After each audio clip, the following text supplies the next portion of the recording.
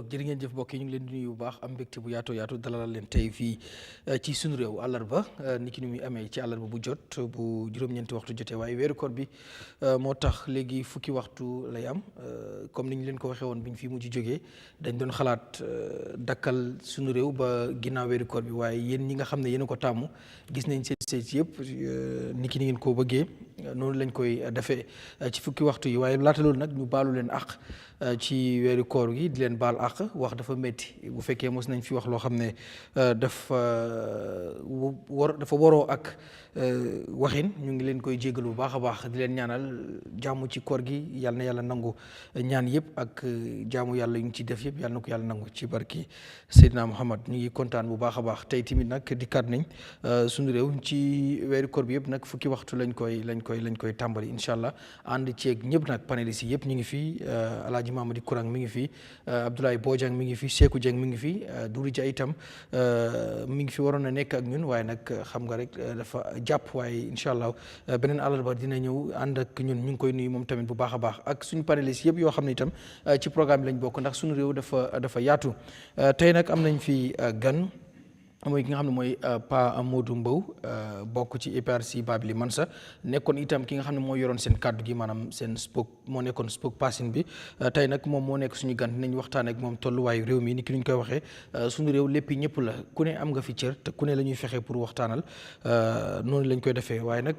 ponk yi nga xam ne tey nar nañ ko waxtaanee ñetti ponk la yoo xam ne nas nañ ko ngir waxtaanee ko tey ponk bu ci njëkk nag bokk na ci lu jëm ci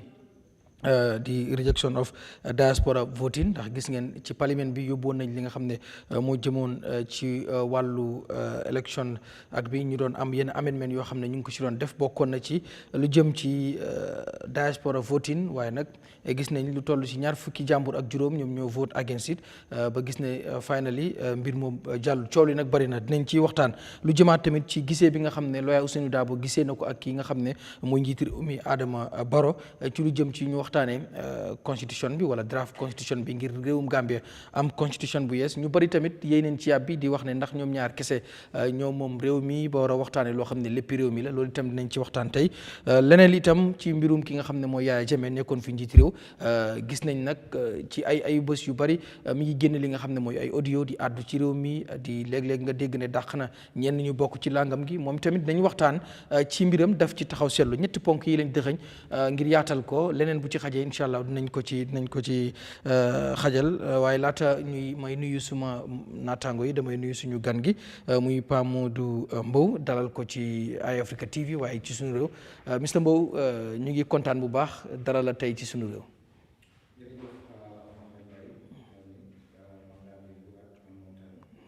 xam naa ne Eyeafrica moom suma kër la naa bi mooy fona second time bi ñu fi am programme di nuyu suma naataango yi panéliste yi fi nekk nga xam ne dama leen simil mbaxana ñoom ñëpp ñu ma naw lañ di kontaan lool waaye nag balaa ma nuyu gaay bu baax ma nuyu suma jabar Fatou Sarr Mbow di ko nuyu suma famille di nuyu itam kilifa réew yi ñi nga xam ne ñoo nekk ci réew mi itam waaye nag xaasal leen nuyoo ñoom parce que liggéey bi ñoo def dafa am solo waaw suñu réew Gambie yëpp a ko dee toppa fu waa Gambien nekk ci biir réew mi ak bitim réew te xam-xam bi fi dee génn dafa am solo lool pour mu war a nekk am programme boo xam ne nit ñi dañ ko war di fulal so tey nag suma kontante la tey pour mu toog feek ñoom pour ñu mun a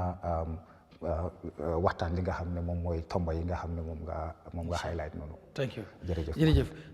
Mr Dieng. jërëjëf Garmi nuyu naa la nuyu naa Eyeafrica TV fans yëpp followers yëpp maa ngi dalal suñ gan bi mooy Mr Mbow foog naa bii mooy the first time ma am the opportunity pour meet ko kontaan nañ trop pour am ko fii ñu mun a waxtaanee suñu réew wax si wax yoo xam ne dinañ am solo dinañ njëriñ askan bi so maa ngi nuyu ñëpp ak suma co-paneliste Mr Kuram Mr Bojang ak Doudou Dia ko xam ne nama nañ ko si programme bi daal waaw jërëjëf Mr Bojang. jërëjëf ñu ngi nuyu ñëpp dalal suñu gan bi suñu broda and ngay ñaanal ñëpp ñi nga xam ne dañ génn àdduna yàlla jox leen janatul firdaws moom especially papaam suma mento la papaam suma xarit la lu bëri daf ma advice lu bëri daf ma ko may si bëgg bu ma def xëy na moom xamul si sax wala lu tuuti la si jot a xam waaye ñu ngi ñaanal fu mu dem ñu ñëpp foofu la ñoo dem yàlla seedal suuf si kawam jox ko janatul firdaws ñu ngi nuyu ñëpp di baalal aha ñi nga xam ne comme que wax bi daf dee métti sometimes te nit la rek ñu ngi jànga ñu ngi si daara bi ba léegi maa ngi nuyu suma brothers yu fi nekk yëpp di nuyu Gambia ak kilifa yi di ñaanal ñëpp yàlla ñun yëpp ñu fekkee Ramadan yu bari ak wér gu yaram ak am lu nga xam ne mooy kattan jaam yàlla nangu suñu ñaan jërëjëf. macha allah Mr. Krang. waaw jërëjëf Garmi di nuyu suñu gan bi Mr. Mbow di la welcome ci programme bi xam naa ne bii dina nekk waxtaan bu interesting because moom bi mooy suma first time meet ko in person waaye programme am yu ma gis yëpp dafa nekk koo xam ne lu nekk ci moom daf ko dee mun a génne so façon nit yooyu lañ bëgg ci programme bi mu gën a mun a am njëriñ di nuyu suñ déglukat yi yëpp ci weeri koor bi tam ba tey di baal lu ñëpp di leen baal tam di nuyu suma co-panelists yi Bojang and my brother Jang so thank you very much you welcome jërëjëf mi ngoog ñu ñëw nag léegi si waxtaan bi straight Mr. Mbow yow lañ ko starté gis nañ démba on Tuesday ci parlement bi muy pencum ndawi réew mi jàmbur yi muy député yi ñu ngi fa woon di doon sëgg ci loo xam ne bill la boo xam ne attorney general moo ko yóbboon foofu lu jëmoon ci wàllu election act bi ngir am yenn amendement yoo xam ne ñu ngi ko ci doon amal ci biir amendement bi nag bokkoon na ci ngir ñu ngi ci xajalee diaspora bi muy ñi nekk biti réew te doon doomi réew mi ñu mën a vote waaye gis nañ ne at the end dañ majority bi dañ vote against loolu mu jur nag coolu bari diaspora bi ñenn ñi gis ne dañ leen discriminate wax ci bari na tey bi nga gisee loolu démb bi yow ban jàngat nga ci am ndax yàgg nañ wax ne diaspora bi dañ war a vote ak fu ñu war a nekk ndax dañ si réew mi lañ bokk am itam ñu wax ne loolu lu war a am la amoon sax promise yoo xam ne election promise yoo xam ne wala electoral promise yoo xam ne amoon na si mbir mi even this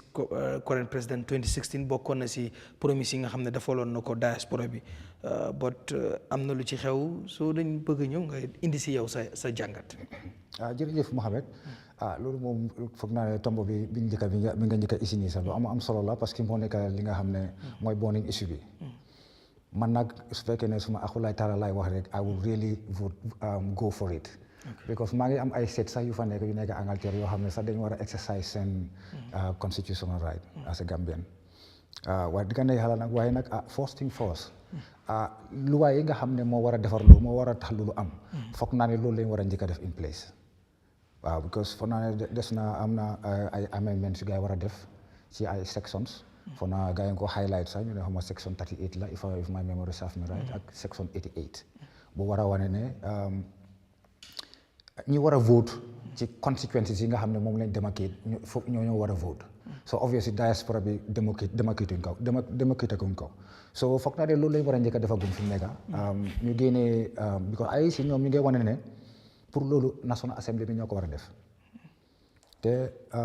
fona responsibility mu ngi nekkoon ci loxo interparty committee ak cabinet pour ñu mën a def démocratie léegi pour ay si ne ñoom pour ñu independent dañ bugga pour National Assembly bi def loolu pour ñu shift responsibility boobu tuddi National Assembly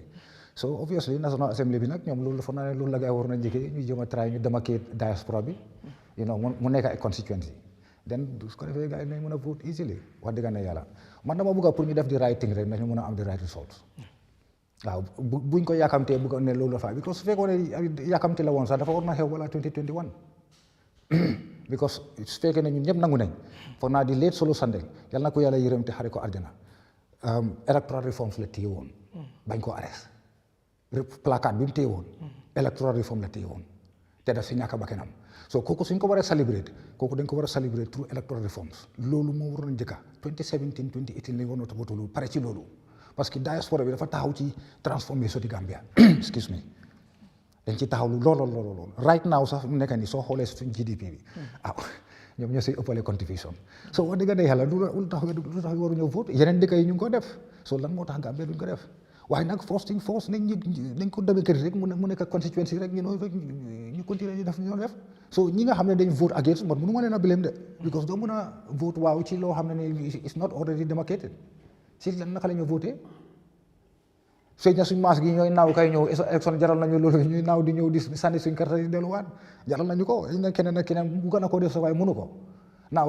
te ñooñu xëj na sax loolu daf doon contribute immensely towards suñ démocratie bi so really nañ def suñ kentu lay kattan daal ñu bàyyi fi parti yi yëpp tegee leen aside ñu seet intérêt réew mi ngir yàlla ak yonent ba foog ko see because lii dafa nécessaire te ñu nuñ ko bàyyi diaspora bi dinañ vote moom xaw ma élection bii la xaw ma next one bi la waaye diaspora bi moom dinañ vote su neexee yàlla yonent ba yaa wax nga ko ci waxee ne buñ fekkoon luñ bëgg a def la mën nañ ko def before 2021 of course ndax political will bi mu ngi fa because of bokk na si promise yoo xam ne président Barrow and coalition bi ñu àndaloon 2016 si promise yi nga xam ne defoon nañ ko so political will bu ñuy wax noonu tey biñ ñëwee nekkul di happen ndax foogaloo ne because of nguur gi fi nekk ñu bari dañ jàpp ne dafa gisee diaspora bi as a threat politically maybe dañ foog ne ñu ci bari si diaspora bi bu ñuy vote dañuy vote opposition bi maybe ñu foog ne comme loolu moo tax du ci bokk ndax foogaloo ne comme tamit loolu play na ci rôle beneen bi tamit ñu bari jàpp ne am na lu Halifa Sallah waxoon 2017 am na ñoo xam ne jamono jooyu seen diggante neexoon na ak di current government maybe amendment yooyu noonu why not defuñu woon pour loolu moo am so waaw correction yooyu tamit am na ñu ko rees ba léegi yow lan mooy sa jàng mun ngaa wax loolu nag loolu moom mun nga ko wax te xel mun na ko nangu wax dëgg ne yàlla li waroon def la Halifa kuñ war a déglu la waaw ku Gambia war a déglu la te suñ ko dégloo tam doon ne da ngaa déglu rek mu nekk déggi fangaaral mu dugg ci noppa bi génn ci bii xam nga gis nga am kilifa dafa baax nga am because kilifa bi yàlla waaye yàgg naa yàlla te am nañ ci expérience boo xam ne nii suñ ko génnee ba teg ko rek surtout ñu xool intérêt réew mi rek nañ seet loolu nañ génnee parti yi ñu tegee leen fële ñu xool intérêt réew mi ñu toppatoo loolu naaw nguur gi nag moom dëgg dañ paranoïde dañ ragal diaspora bi because xam ne diaspora bi ñoo leen jàppale di diaspora bi well changes bi happen 2016 diaspora bi play an immense role in it because ci formation bi lay wax de xëy na sànni bi moom Gambien see ko def waaye pour formation bi because man bi gars yi di ñëw foofu di ñëw si diaspora bi pour seek assistance I was there ñoom Halifa di ñëw yëpp ñoom Fatoumatta Tambajang ñoom ñëpp di ñëw pour seek for assistance financial assistance ñoom Panderi di leen interview ak yooyu yëpp boobu ñu ngi amee Gambia One Radio ñu ni tam ñu ngay jàmmarloo ñoom ñu ngay gis lifin bi ñoom Duga DC ñoom Pa Samba Diaw gis nañ immensely la gaay participate ci loolu xaw ma finance la nekk fan la toll because ku si nekk sa parti la man du ma dee toppatoo parti jàmbur man lii xew suma parti lay toppatoo wax dëgg ne yàlla xaw ma naan ñu leen doon jox xaalis or not waaye wax nañ ko waaw ak gis naa ci ñu doon laajte seen xaalis tam after ak yooyu ñaruma wax dëgg ne yàlla waaye li leer ba wóor mooy comme ni ma ko laajee gis na loolu mun naa ko wéral ne nguur gi dafa am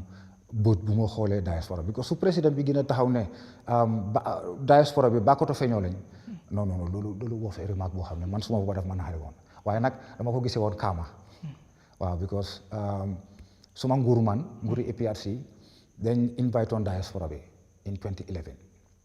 jamono boobu Tangara bi nekk ministre right now moo nekkoon ministre time boobu ministre foreign affairs at the time now ñu invite ñu at Kareba Hotel 2 days workshop la woon pour ñu incorporate di diaspora pour mu nekk an arm of the government jamono boobu nag minister of foreign affairs rek la woon now after meeting boobu noonu ñu def foreign affairs and Gambians in diaspora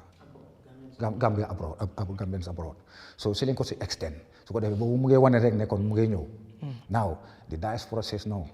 ñu fatam teku ñu create struggle against the government now man suma idea foofu noonu was nangu leen loolu ba pare yéen seen li ngeen a bañ ci Yahya Jammeh ngeen manifeste ko through yéen seen karta yi man foog naa ne nit ku wise loolu laa def waaye doo taxaw di fatamte ko yow ñu ngi jox all avenue all opportunity pour nga génnee fa sax nguur gi soo ko bëggee because léegi dañ ne kaay la ñu liggéey waaw kaay ñu liggéey mën nañoo ñëw kay waaye man su ma ñëwee tam li nga xam ne yéen da nekkul ne ko def right tam ñun ñu highlight ko te time boobu dinañ am voice because already the diaspora is incorporated te ñu ngi nekk an arm of the government so ñoom seen voice foofu la doon gën a pronounce now bi gars yi rejecté loolu sànni ko in his face in the face of the government alhamdulillah rabbil alamin time jot nañu you know ñu ñëw ba léegi nag bi nga xam ne seen participation yëpp dem na ñëw na waaye support nañ nguur gi regime change am na alhamdulillah rabbil alamin démocratie la whatever ñëpp change is the only constant thing li nga xam ne moom mooy moo mun a xew wax dëgg yàlla so ñëpp embrace ko si jaama ak salaam so foofu diaspora bi waroon nañ leen gën a jot dool wala ñu leen a gestu foofu waaye gis nga ko immediately rek ñu fogasaat old pie you know isi the old wine in new bottle wax dëgg yàlla so balaa muy dem si sama panéliste yi la gis nañ tamit after voting bi am na yenn parliamentarian rawatina because of yow ci foofu nga bokk muy APRC Bawili Monsa am na ñenn ñoo xam ne muy fóoni parliamentarian yi nga xam ne am na lu ñu leen di yóbbu tuumaal ne dañ fa lu tax ñoom ñu against ko not dañ ko bëgg against but because of dafa am kuñ nekk di protect wala dafa am kuñ nekk di topp te kooku du kenn ku dul seen parti leader di Yahya Jammeh yow noonu nga gisee loolu. non Yahya Jammeh amul dara pour def si lii wallahi musta wax ak ñoom musta discuss ak ñoom sax ñun suñu boppa as an executive sax ñun discuss ñoom duñ dee discuss ak ñoom seen liggéey tànn nañ leen votal nañ leen ñu nekk nañ National Assembly member foofu lañ ci am ñoom wallahi amul dara lu gaay den si National Assembly building boobu noonu boo xam ne am nañ a prior consultation to the party ita mu nekk with Yahya Jammeh or the executive ñoom kay liñ def dañ ko def to their understanding of the constitution te ñoom ñu bëgg a toppa constitution bi religiously and that's what they did comme ni ma ko waxee léegi man bi ma waxtaanee Almami Jiba after bu ma gisee Watson Gambia seen post bi ne ñu koy try pour call Almami Jiba waaye mënuñ koo am man ma seen ko message boobu ne ko ndax lii dëgg la moom nag si la nga ñëwaat back to me and just explain to me exactly what their stand was so li ma si jot a explain nii about section yi ak yooyu yëpp moom yàlla xam na ne si moom laa ko jëlee waaw moom man loolu carrément ne ñoom as a matter of fact they are in for it but then bëgguñoo bypass the law which is the constitution si understand na constitution bi demarcate diaspora bi rek you know dañ ñu pass bill bi gars yi di vote waaye the diaspora is not yet demarcated naka la gars yi di voté kon because constitution bi ci section 88 bi li mu wax mooy ñi entitled pour vote rek mooy di 53 constituencies yi nga xam ne moom lañ demarcate already so which ana 54 bi 54 gars yi ko create let them create that force then create diaspora bi as a constituency then you know you guys vote it's no problem waaye yeneen bills yi nga xam ne ñoom ñu ngi fa woon which nga boo xam ne gars yi vote nañ ko for that was not said that's about the alkali yi ak sefo yi yooyu gars yi dañ ko si génnee and gars yi wax ni fi mu nekk ni right now ñoom they voted against that ñoom liñ bëgg rek mooy soo amee passeport ID card ak birth certificate rek that's okay so génnee nañ si alkali yooyu sefo yi muy that attestation waaye pour attestation and these guys yi nga xam ne ñoom la gars yi wane ñoom they voted for it pour you know because alkali ak they are equally important too because otherwise lan mooy seen njëriñ ñu nekk fa so kon you know affaire yi daal buñ ci isi yëfi parti man daal comme li ma wax la daal nañ seet daal intérêt réew mi waaw te nañ jël tam loi constitution bi moom ak whatever the case is loi bu mu ci isi tam rek nañ ko toppa su fekkee dañ ko war a ameen rek nañ def loolu gaaw luñ ci war a ameen rek nañ ko ameen mu suut ñu luñ ci war loo xam ne nii suutut ñu rek nañ ko ci génnee rek tegee fële isi li nga xam ne moo ñu suut because man it's not bestowed with the faculty pour nga defar everlasting laws loolu yàlla rek a ko mun loolu tax ñu am sariya xam nga loolu musta wécceeku sariya moom musta wécceeku ku sàccoon ñu toog sa loxo bi xam nga loolu wécceekuñ ko ba léegi ku rey intentional ñu rey la ba léegi wécceeku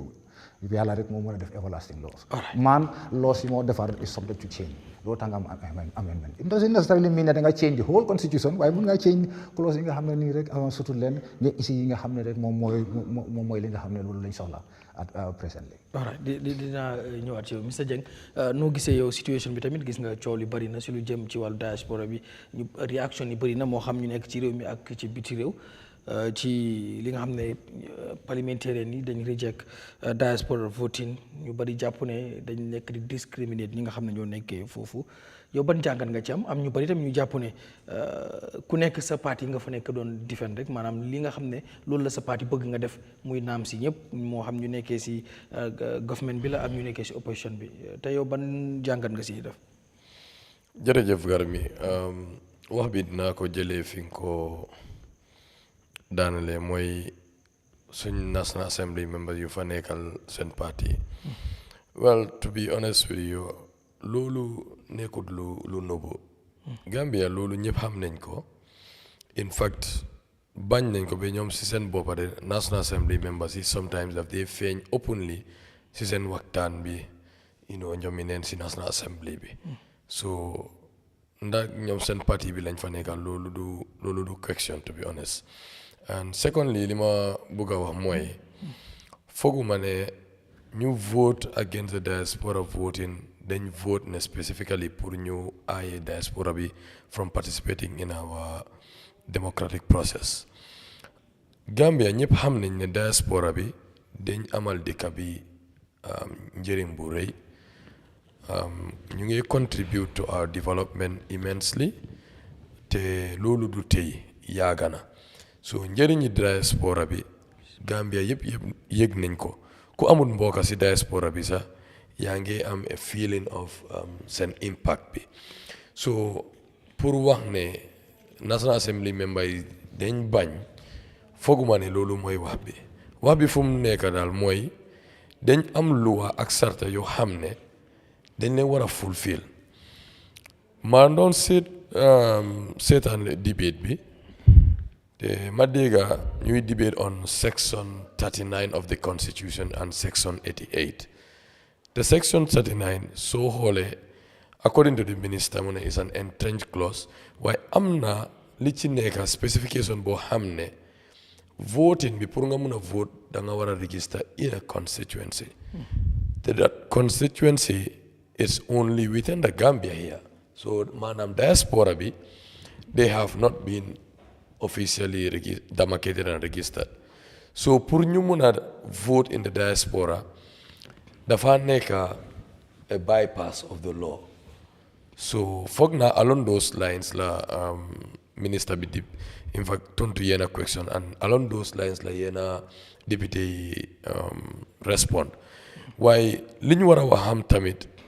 diaspora voting dafa seer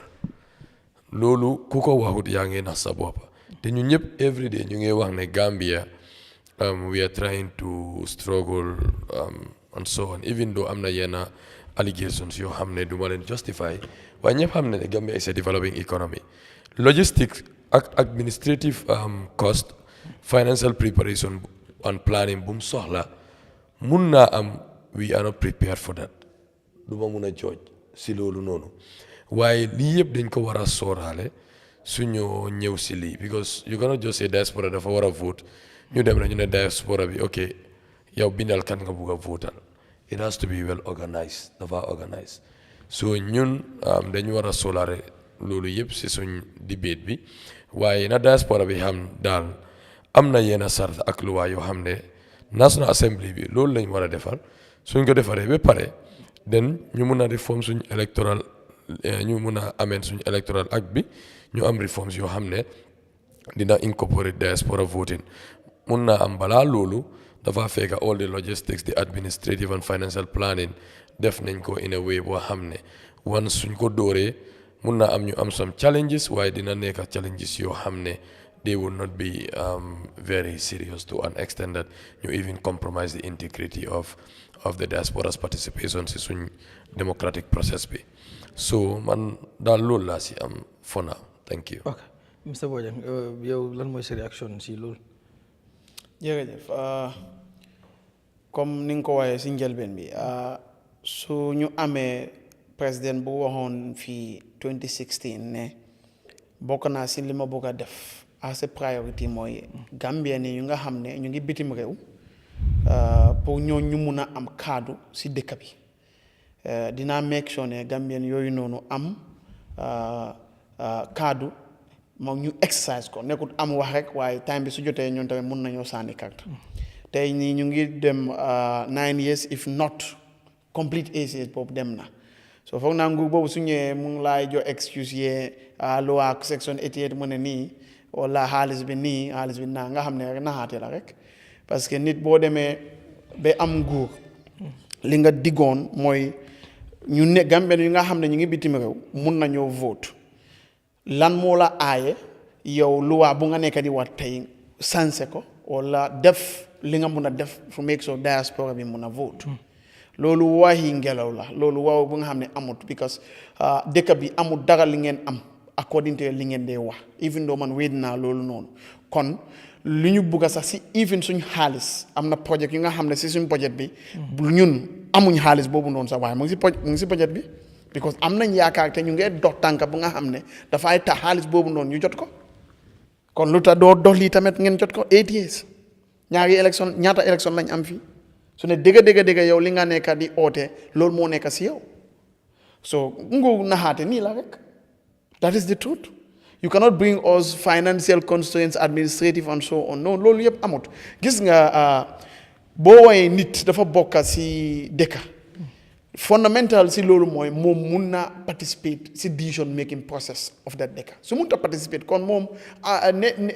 bokk si dëkka bi dafa des ba léegi so nguur moo waroon a taw ak agency ak departments yu nga xam ne ñoo relevant ñu make sure ne lii jaaral nañ ko fu ñu ko war a jaaral ba bés bi ni tey aagaaguñ foofu noonu lu ñooy xam mooy ñëpp mun na ñëw vote gis nga loi bi ne soo amee sound mental health yaa ngi am 18 demal section 26 33 39 loolu la wax every Gambian is a fundamental right nga xam ne am nga 18 years foo mun di nekk is not important so long as you are Gambian yow yaa ngi am the intellect you can vote te ba ma laajte la gar mi àdduna bi gis nañ ko nit dafay mun a ñàkk a vote sa waaye dafay wax kii si famille am votal ma kii that is voting by proxy mun ngaa toog fu la ne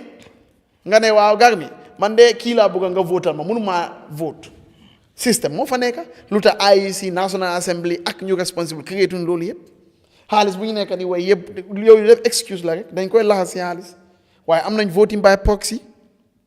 mun ngaa nekk UK nga decide nga jox maa di courant yow sa delegate ko sa right nga ne ko bro man de fii laa constituency bi laa jógee yow ku jógee kansala xam na kansala la jógee di ñëpp xam nañ loolu di si adresse am sax da ngaa gis foofu noonu bien kooku loo si utaat fekk kii mu ngi foofu noonu mun na ko waa ok yow votal ma fekkee système boo fa nekka adduna bi ñu ngi wax ak suñu booday ñu ngi seetaan live tey nii suñu buggee luñ bugg a def mun nañoo apply even online IEC am système bu nga xam ne dañoo mun a xam ñëpp bi ko already MSDG project bi def na liggéey boobu yëpp experts yi ñu nga xam ne Gambian Diaspora ñu am MSDG project def nañ liggéey def nañ research boobu even population the number of people ñu nga xam ne ñoo nekk bitim réew as far as diaspora is concerned yëpp jox nañ ko def nañ seen research bi yëpp jox ko nguur te nguur joxu lañ dara waaye loolu yëpp pour yombal ko nguur gi pour ñooñu Gambien yi mun a exercise seen right lu tax booy wax ay yii ne lu tax wax kóotu loo ne waa dëgg ñii nag bés nangam wala yéen nangam jox nañu report bi nangam ñun si lii lañ dox si report bi waaye nga teg report bi ba tey nga nekk di uti excuse ne constitution mu ne nii constitution mu ne nii waaw constitution mu ne Barrow munta appoint Sabally parce que some of the things and other people ñoom jóoku ba waaye Barrow la def constitution bi daf ko bàyyi nii rek mu ni sabi ñëw déedéet daf ko change daf ko moo tax mu ne loi nekkul loi yàlla ñun ñooy xool rek lii ne dëgg baax na ñu dox si ba lu ñu bugg a am ñu am ko waaye ñun dañoo toog sansé lu ñu ne waaye at the end of the day ñu ne waaw bii nag loi bi moo ne nii waaye loolu waxi ngelaw la te waaye ñu nga xam ne xamuñ ngay way loolu waaye ñu xam comme yow doo leen mën a wax loolu noonu parce que loi boobu noonu yaa si war a dox nga make sure ñu change ko wala ñu maintain ko soo si dowutu nga dem rek introduce parce que da nga bugg a am excuse section 88 mu ne section mu ne nangam section mu ne nangam but all this is hypocritical Gambien yi tey yéen da ngeen ay vote National Assembly member beneen exemple laa nekk ndey jox National Assembly member waaye am leen doole pour recall ko recall bi waaw mu ngi mention fa ko 92 91 section 92 91 of the constitution waaye the modalities National Assembly nanguñ ko liggéey pour nga xam ne ñu am a process that is smooth and so on lu tax bi ko feeboo leen da ngaa gis kuy vote rek next 6 months ñu recall ko ñoo ko war a do nekkul man maa ko war a do waaye because ñoo ko war a do xam nañ ne di implication ñu bañ koy do time bi su jotee ñu ne waaw loi bi moo ne nii loi bi moo ne naa so lii foog naa nekkul ne ni nga xam ne dëkk bi noonu la war a doxee dëkk bi nu mu war a doxee mooy ñu xooli intérêt dëkk bi ñun ñëpp ñu xam ne tey Barrow mu ngi nii State House Yahya Jammeh musul war a foog dafa dina nekk équatorial Guinée bi musu ko njënta sax moom lu mu wax mooy dafay dem Kanilaay bi Barrow mun na jógee fii ñu yóbbu ko Libya su buggee vote naka la mooy vote so bu ñu xool loi bi tey ëllëg kenn xamut gis nga kii lu mu wax dafa doy waar yow yaa ngi am yaa ngi am people in the UK ñu nga xam ne dañu bëgg a sa participate in the nation building of the Gambia waaye yaa ngi leen ay xañ parce que yaa nekk si ngay use loi moo ne nii loi dañ ko dee defar kon luñ dee toog a benn kin suñu buggee benn kin kee bu bugg a benn kin te it benn kin la mooy liggante mu dem dugga ko mu tooga ko kon loi tamit noonu la nañ bàyyi naxaate the president this government is not serious about it because ñooñu absolutely dañu foog ne diaspora bi is against them and then it's going to be a blow ñooñu suñ ko passé that is it waaye dëgg nekku fa su ne bugga nañ ko def parce que ñun yëpp ku bugg a benn kin da ngay dem si marché doo toog keek da ngay dem si marché nga liggante li nga war a liggante nga ñëw tooga sa benn kin so nañu xam ne dëkk bi benn parti moom dama am follow question nga baal comme wax nga ko fii kon ban interest because of yaa ngi wax comme exemple maybe NPP naam si wala ñi nga xam ne dañ ànd ak ñoom because nekkul NPP naam si kese but am nañ maybe ay allies yoo xam ne ñu ci mel ni NRP ak yooyu but am na yeneen independent yoo xam ne comme ni ma la ko waxee ñu bokk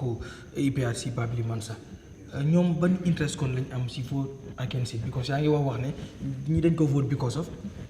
dañ jàpp ne ñi leen duñ leen votal mooy comme diaspora bi so kon ñi ñoom ban interest lañ am si vote against it because ñoom excuse bu ñu joxe mooy bëgguñoo xëtt li nga xam ne mooy sartaay ndey réew mi constitution bi dañ bëgg lépp mu jaar si yoon. waaw jërëjëf gis nga ñooñu ñoo mun a wax exactly ban gisin lañ am ñun kay dañoo xam a laam-laamee or whatever you want to call it waaye suñ ko observé seen history bi naka lañ dee voté their pattern da ngay xam ne ñeneen yi dañ decide to vote based on reason yu nga xam ne man mii fooguma ne is the best interest of dëkk bi parce que at the end of the day yow da ngaa ne ok loi bi dañ ko loi bi suñ voté for loi bi dañ koy daaneel yow loolu nga wax waaye maa ngi laa laajte loi bi kan moo ko war a defar. ñoom ñoo wax loolu. waaw léegi nag su ne. lu yéen xam ngeen ne loi bi soo leen voté da ngeen koy daaneel balaa ngeen ay daaneel loi balaa ngeen ay reject am na li nga war a def moo tax mu ne la first things first kon jub nekku fa dégg nekku fa parce que yow loi bu nga bu nekk di langa di wane waa loi bi moo ne nii loi boobu tamit yow yaa am doole to make sure ne loolu war na change gis nañ fi ñu asi private member bill lu tax asi loolu private member bill to make sure ne loolu nekku fa pour Gambien yi mun a am nooxi bu nee si side boobu noonu. so da ngay gis ne nit ñi dañ dee pick and choose lu ñu bugga koy laxasi si lenn waaye history is there to reveal to us ñooñu seen système bi naka la woon ak naka lañ daan voté so loolu yëpp dina la woon so dafa mel ni police officer di la waa lu liggéeyam de defu ko mu ngi laa wax ne yow mënumaa jël sa gi parce que suma liggéey defuma ko kan nga war a bile te moom moo war na la leer ne liggéey bi maa ko war a def defuma ko because of that léegi yow man mënumaa jël yow sa case so this is it yaa ngee dooj li nga xam ne mënuloo ko dooj so waaye nag exactly lu tax ñoo am nañ jéemeñ ñoo wax gis nañ lu ñu wax waaye man loolu dara convince ma su ne man la loolu dara convince ma because xam naa ne rek nit loo bañ a def da ngay am excuse moo tax ñu ne where there is a will there is a way so if there is no will there is no way man foofu loolu mooy suma tontu si loolu noonu. ok ma ñëw si Mr Kurang lu jëm ci wàllu diaspora voting xam nga doon na loo xam ne ñu bari luñ bëgg la ba sax am ñoo xam ne draft constitution 2020 bi provide woon na ko ci am na clause yoo xam ne mu ngi fa woon ba ñu bari sax moo tax ñu gën a bëgg pour draft constitution 2020 bi mu ñëwaat gis nga démb lu xew si parliament bi some members of the parliament dañ vote against comme diaspora voting coow li nag bëri na si yow ban jàngat nga ci am ndax da nga jàpp ne comme amuñ political will pour gis ne diaspora bi ñi nga xam ne Gambien seen te nekk biti réew ñoom tamit ñu mën a am right ci seen réew not just pour di mën a kii rek comment rek pot waaye tamit di mën a vote pour tànn ñen ñoo leen war a mën a represent noo koy analyser. believe naa ne political will bi moom is not there on the side of the government and even on the side of some of the opposition waaye lu ma bëgg a leeral mooy bill bi fu mu jógee who introduced the bill is it a private member's bill or it's a government introduced bill do you know na xam nga kan moo introduce bill bi. bill bi government bi ñoo ko indi. su fekkee ne government ñoom ñu ngi am seen legal advisors ñu ngi am ministry of justice am naka professional drafters te ñoom xam nañ ne balaa ngaa def B you have to do A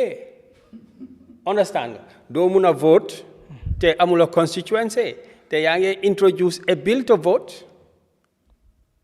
xam nga ne constituency is not there te bill boobu du work loolu rek ak nga introduce bill yow sa own MPs ñu vote against it I mean is that a functional government what is happening parce que lu ma xam ci loi nguur moo ko dee dugal most of the law am nañ provision boo xam ne private members bill mun naa am comme benn MP mun naa jóg mu dugal loi gars yi debate ko ñu vote ko waaye loi yu ci gën a bari ci side government bi la day jógee because ñoom ñoo am machinery bi ñoom ñoo am ay garnage bi the tools and the human resource mun a binda loi mun koo scrutinize mun koo présenter mun koo defend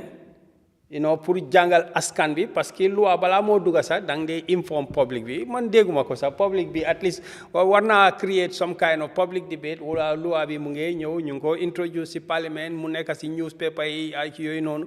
waaye loi doo laaxu nga dugal loi parce que society bi yëpp ci loi bi la tegu te boo xoolee history in 1000 years ago nga am Magna Carta boo xam ne boo demee ci English loi bi képp koo xam ne jàng na loi English dañ la dee wax ne bii mooy Magna Carta bi foofu la jógee English law bi foofu la jógee lan moo xewoon dañ amoon king boo xam ne mu ngi England dafa jël loi bi yëpp mu teg ko ci loxoom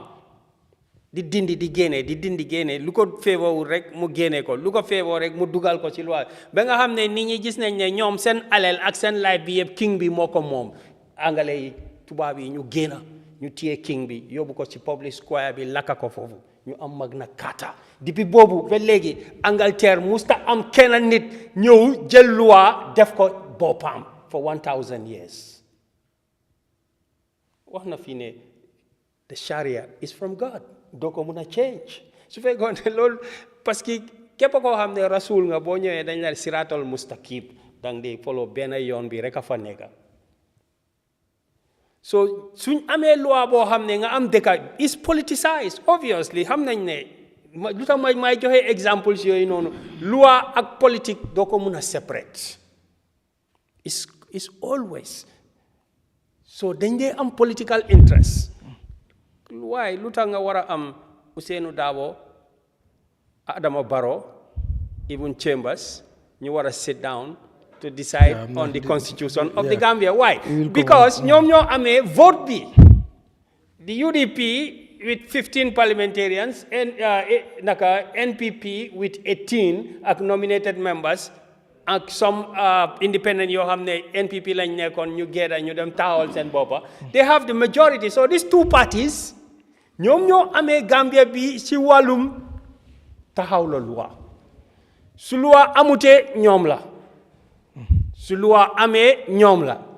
am na ñuy wax ne tam waaw lu tax ñaari nooy moo laa woone ne political leader bi su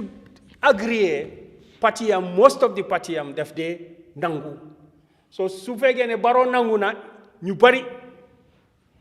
MP yi balaa ñoo sànni dañoo xool na Barrow nangu na Barrow nangu lu Barrow bëgga moom lañ ñoo bëgg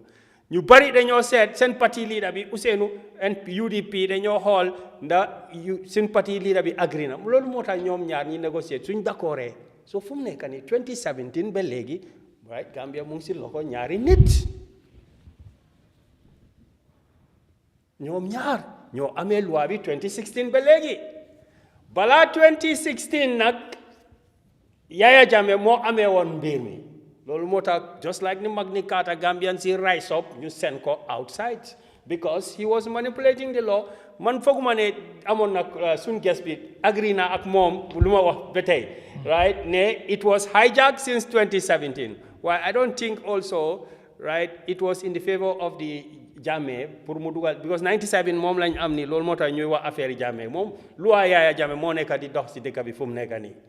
moom time boobu lu tax 1997 constitution amut diaspora voting mooy ñu bari ñu ko oppose ñu ngi woon bitim réew mi so du amunoon a am interest pour gis ne ñoo xam ne am naa ñoom problème ñu ngi political activist ñoom ñoo dominate political space bi in Europe and America ñu war koo vote so amutoon ci interest so loolu moo tax léegi nag su ñëwee 2017 ba léegi génne nañ age limit ñoom parliament coalition bi ñu dem ñu def cross carpet bill ñu indi George's law ñu indi naka léegi nii ñu ngi wax affaire yi naka electoral law so ñu ngi indi loi yi one by one according to who the invisible hand lii moo tax gars yi la dee wax ne ñuy contrôle réew mi doo leen dee gis doo leen dee dégga xanaa nga génnee système bi ci nga mun a xam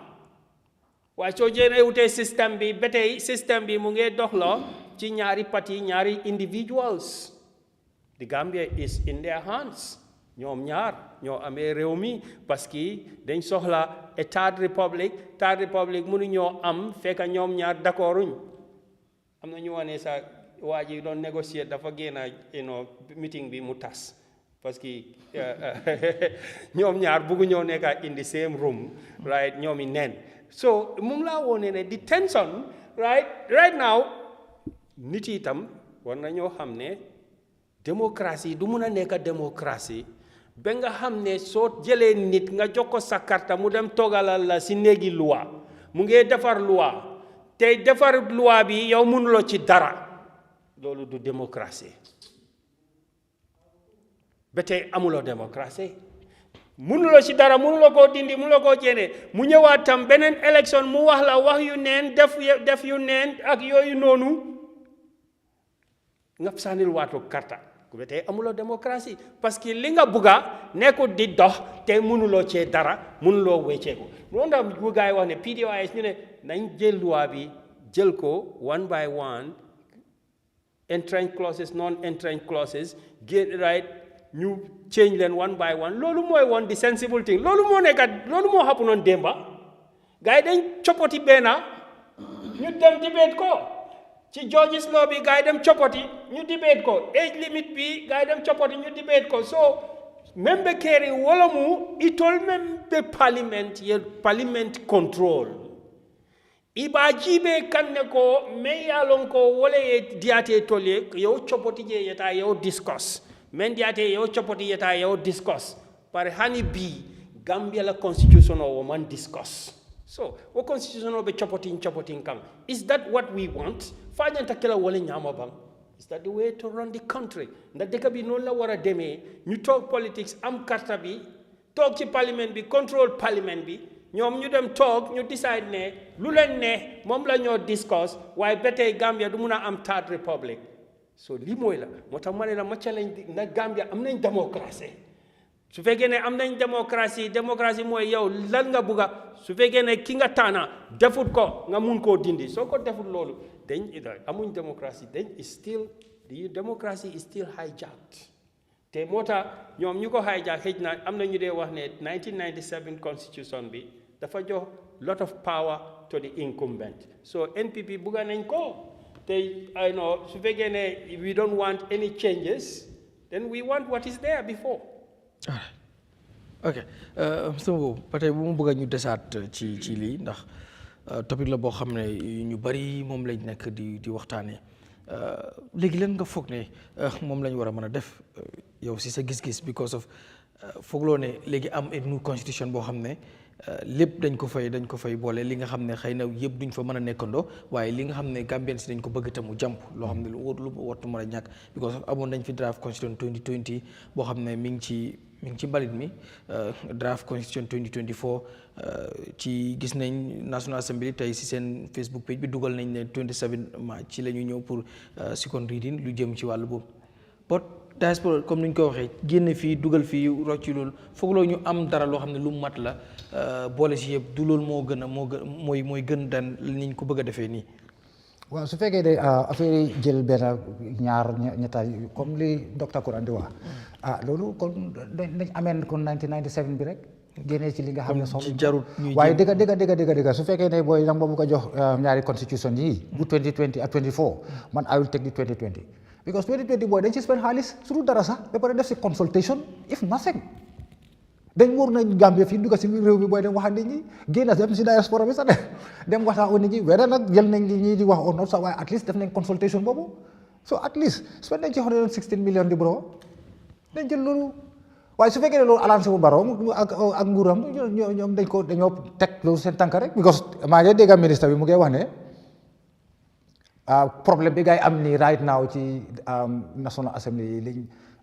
vote against diaspora bi vote well problème boobu is been solved in the 2024 constitution so mu ngi mel ni ñu ngi jëm a try pour pousse nit ñi pour ñu guux 2024 pour ñu accept 2024 boobu te nit ñi duñ ko def nit ñi duñ def loolu because really man de I will go for the 2020 su fekkee ne mënuñoo amend 1997 bi you know pour mu nekk loo xam ne rek anytime bu amee loi boo xam ne surtout ñu rek ñu génnee ko fa ñu ameen ko that's what country bu nekk loolu la def di nekkul ne président bu ñëw rek nga isi sa constitution si boppati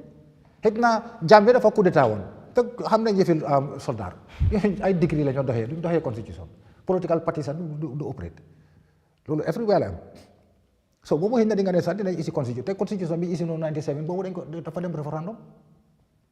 te yàlla xam na ne Gambien si ñoo vote loolu loi yi fa nekk yëpp dañ ko nangu Gambien si ko vote so ba pare comme li docteur Kuran doon wax about Jammeh ñu ne loi yi Jammeh doo ko mën a blame when it comes to that because opposition parties yi duñ daan contest National Assembly elections mosuñ koo gisee lu important particularly UDP foofu PDOIS ak NRP ñoom ñoo daan ñëw sax di contest National Assembly election but not UDP. UDP xëy na dañ ko daan boycott wala jàpp ne doxalin bi. thank you very much waaye nag booy fekk foofu tam dafa equally important nekkul na yow présidence bi nga solo soo amee présidence bi tam da nga nit National Assembly ñuy defar loi yi so loolu tax APRC daan am majority in the National Assembly waaye Jammeh génn fa na 2017 dem Equatorial Guinée 2017 lañ génnee age limit bi te ñi nekkoon si National Assembly bi yëpp they are all APRC 50 of them were APRC. ñaara si nekkoon PDOIS ak benn APRC wala UDP UDP nga bëgg a wax. non maa ngi miin 2017 yes non 2017 bi balaa ñoo def election bi National Assembly elections. yaa APRC fa nekkoon ni time bi ñoo génnee age limit bi fekk dafa guñ National Assembly elections bi loolu taxoon ñu yóbbu late apply Bojang ñu yóbbu ko South Africa well I don't know whether that was compensation or not ñoom Fabakary fa nekkoon def mooy gars yi tey di play gars yi nii di way naan daaya gars yi waaw waaye gars yi génnee age limit bi and that was the only thing that they took out from the constitution at that material time mënoon nañ fa woon a génnee tam section 88 bi ñoo wax nii 39 ak 88 bi mënoon nañ ko génnee rek benn yoon include ci diaspora bi xam ne we have a level playing field but non ñoom li amaloon interest rek la gars yi coppati rek génne ko fa bàyyi ko den leneen li si des rek mu nekk fa ñu ko jël piecemeal as ni ko gars yi di niidee suñ ko solul rek ba noonu dañ ko fa bàyyi 1997 bàyyi leen ko ba ñu about 1997 but mu ngi saaf seen purpose because tey Barrow so amoon lu ko gënal tey 1997 moo fi nekk tey because amul time limit. kon su ma la déggee nga baal ma diaspora bi waruñu blame président Barrow rek si ba tey bu fekkee ne ñoom amuñ ci voting right maanaam blame bi waruñ ko sukkandiku si Barrow rek wala because of tamit comme ni nga ko waxee 2017 ba fuñ toll tey am na lu fi xewoon ba tey ñu jiwaat ñi am na ñuy wax tamit ne ñii amoon nañu opportunité bi mais bi dañ ko bëggut a def ba léegi bëgg nañ gain political point ñu bëgg a jël blame bi teg ko feneen so yow léegi kan la Gambien si war a blame ndax du mbiru diaspora bi rek pour diaspora bi di vote Gambien si sax dañ ko bëgg maanaam ñi nga xam ne ñu ngi ci biir réew mi sax dañ bëgg ñu nekk si biti réew ñoom tamit di vote bëgguñ diaspora bi di participer ci réew mi economically kese but also politically like di man di exercise seen li nga xam ne mooy voting right. loolu nag wax dëgg neex yàlla tam diaspora bi tam lañ leen xamee woon loolu la gars yi dafa tut mooy diaspora bi placard lañ leen xamoon dañ daan gis gars yi dem di kii gis nga United Nations General Assembly taxawal loolu recently la de waaye booy 2018 2019 ak yooyu noonu diaspora bi xamoon nañoo sedda de dañ seddoon too much because xëy na ñu ngi expect ne ñii dinañ war a comply to ñoom xëy na isi leen pour ñu liggéey ak ñoom waaye ñoom waroon gis xëy na ñu leen doon may time non waaye waruñ time boobu moo necessary wutoon because yow nit all weeks yi xëy na di am nga benn ñaar yoo xam ne solo nga leen rek pour isi leen teg leen fa rek waaye da nga isil xale yi Jammeh bi moo ñëw was 29 years old for God's sake they were all young minds si lañ soxla ñii lañ soxla fi mu nekk si nguur gi man ñii laa bëgg a gis man ñii laa dee toppa man ñii ñoom dama leen dee toppa Facebook I follow you guys because li ngeen di def dem mix yéen ñun ñoo mën a jël affaire yi yóbbu ko pas yi seen xam-xam da nga ko nit rek booy pour références ou pour ñu guidelines rek waaye dëgg xarañ waaye nag seen bi young man yi booy gars yi seen brain sponge la lu mu laal absorbe ko ne leen jox responsabilité si for God's sake buñ ragal loolu ñii fii amul kenn ku fay toog fii te ku ñëw fii di toroxal paa yi kenn du ko def fii li ñoo def mooy dañoo ñëw change the status quo gis nañ ko tey si Ibrahim Traoré xale bu ndaw the youngest president in this whole wide world tey mu ngi def transformation boo xam ne nii mu ngi jomal sax even suñ président bi ñun Barrow te moom amul bor yi gars yi amoon sax léegi fay na ko bugut a amal kenn waaye mu ngi jël ressources si dëkk bi di ko def si biir dëkk bi now this is what we are talking about ñun nekkuñ di aji baaji pour am xarma yàlla kenn pare wuñ ko ñun dañ pare pour wax dëgg gi teg ko su fekkee nag ne mun loo wax dëgg te dëgg nag moo tumuranke Gambia soo gisee tey Gambia di sufay tey soo gisee ñuy sona soo gisee dëkk bi toll fi mu toll nii nekkuñ ci dëgg du ñoo wax dëgg du ñoo jëfee dëgg loolu Eyeafrica fii laa ko waxee dinaa ko waxaat ma ne dëkk bi nekkuñ si dëgg du ñoo wax dëgg du ñoo jëfee dëgg loolu tax ñuy torox di sonna parce que sallallahu alayhi wa sallam dafa ne fen bu ko doomi aadama def saxatuma la jullit waaye tey si loolu lañ nekk ñu ngay toog di teg yoo xam ne waruñ ko teg di sonal nit ñi di sonal xale yi tey diaspora bi seen participation ma ne 31% si GDP sëriñ bi xam na ñoom yéen mën na privatise la ilaha illallah lu ngay bëgg a dama ko def unless mu nekk loo xam ne gënu si réew mi te ñoom seen boppa su fekkee ne du gënu si réew mi la sax ñoom dinañ taxaw ñu xeex ko yàgg nañ ko fee ne leen jàppale gars yi suñ doom yi lañ suñ raka yi suñ anti ak yooyu ñoom ñoo fa nekka sëriñ bi te gars yi participation bi gars yi def amuñ si remorse gars yi amuñ si lu ci gars yi di seet sax dañ ko dee def soo fi kooloon léegi nit ne ko nangama mu ne la su amul xaalis bi léegi mu ne la meema bi ajuma o meema bi lii meema 2 days te dina ko lijjanti kër yi yëpp loolu tax tey fi mu nekk nii ñëpp a ngi falewuñ liggéey sax parce que yow li nga 3000 4500 bi ñu laa fay amount waaye Mohamed Mbaye Garmi daf la ko yónnee daf la may $5,000 mun na la ko may every month so lu tax ngay liggéey naaw lii moom moo ñu gën a sax léegi loolu. yaa kon nga baal ma kon mbiru diaspora bi rek wartu tax party leaders yi because comme ni ko kii waxee because ñun ñu gisee suñu National Assembly yi dafa mel ni ñoom seen party leaders yi lañ nekk di represent ci parlement bi not their constituencies. kon jarul party leaders yi ñoom waxtaan bi ñoom ñu def ko ful la xool interest su Gambien si fexe diaspora voting bi nu mu mën a amee ci nu mu gën a gaaw biir parce que dafa mel ni ku si jekku ba nga xam ne yow bu desee si yow rek loolu mun naa possible dafa mel ni yow da ngay jéem a wut foo laaxu because of this time gis nañ ci ne NPP ñu bëri NPP lañ blame te ñu bëri jàpp nañ ne NPP bu si àndoon Mohamed nit ñaa ngi gis leader si de nit ñaa ngi gis leader si dafa nekk ne waaw gis na dañ ko defee yaa ma neex rek waaye ñu koy gis leader si ñu war a tànn pour teg leen fa ma ne lii du affaire yi yaa ma neex ou affaire yi kii moom maa jox déedéet affaire yi xam nga lan la kan moo mun a def liggéey bi jox ko xaritam bul ko jox yow sa xarit liggéey bi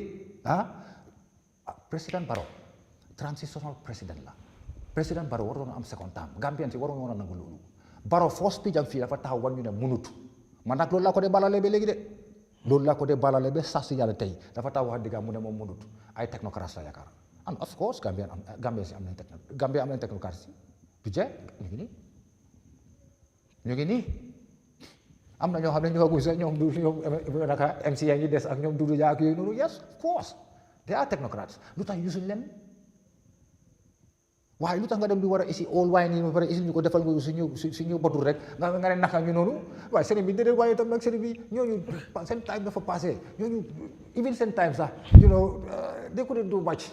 or seen style bi sax dafa outdated now isi young people rek booy jëlee ko si all sphere nag jëlee ko ci all political parties sax isi leen taxaw leen teg leen mu nekk team ñu pare pour def liggéey réew mi waaye otherwise comme ni status quo bi mooy continuer rek party leaders yi ñoom ñooy contrôle ñooy wax seen ñooy wax seen National Assembly members yi ak yooyu noonu ñu dictate leen lu gars yi bëgg rek loolu la gars yi di follow lu ci gars yi bëgg tam rek ñu dañ cee wax koy def leneen. all right Mr Dieng comme ba tey ji des si biir diaspora voting bi xam nga bëgg nañoo find solution ci loolu xëy na yow sa gis-gis ci lan nga foog ne ci lañ mën a jàllale ba nga gis ne diaspora dinañ leen involve ñoom tamit ñuy mën di vote nan lañ ko war a defee ñen ñoo responsible government bi ñan la ci war a liggéeyal pour ñu gis ne loolu am na ñu bañ koo politicize bañ a gisee diaspora bi as a threat wala because foog naa ne kenn warut xamul ne kii lay votal wala kii kële lay war a votal. ok jërëjëf Karmi man si suma boppa gisuma diaspora bi as a threat and fooguma ne that's comme noonu lañ mel to ñi nga xam ne dañ vote against having them voting over the electoral reform buñ soxla at the National Assembly at the moment waaye daal comme nit ñi mun nañoo wax ku nekk mun ngaa wax li nga foog waaye doo mun a read lu nekk si mind nit ñi and all that waaye li ci toppa daal mooy luwaa yuñ am nekkul luwaa yoo xam ne dañ ko bind on comme nuñ ko dee waxee it's not written on stone luwaa yi nit ñi ñoo ko defar du luwaa yàlla boo xam ne nga ne man bii duma ko mun a change so su dee luwaa yi nit ñi ñoo ko defar kon ñu responsible pour defar luwaa yooyu noonu from cabinet to the National Assembly nañ xool naka la ñoo defee the proper adjustment or amendment to the law pour ñu mun a incorporate the diaspora cause Garmi liy digga bi mooy doo mun a wax nit ki ne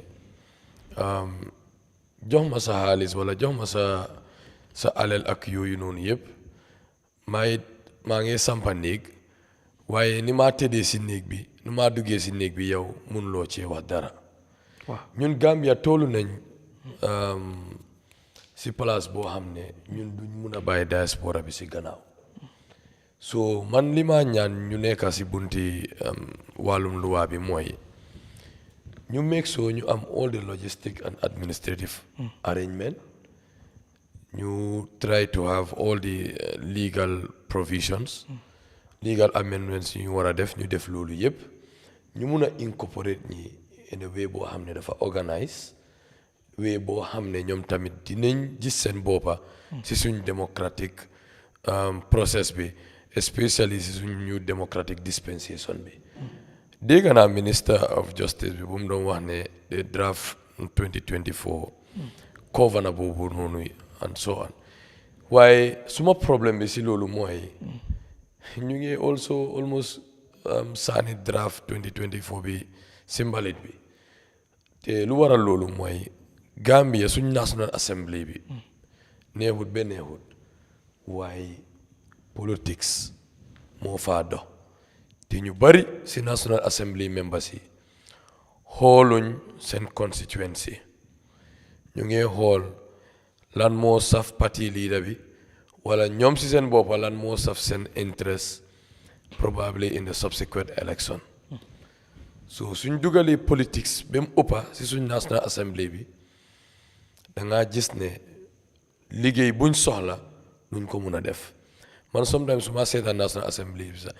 dama dee mer ba di ree at some point like I just laugh at some point and I say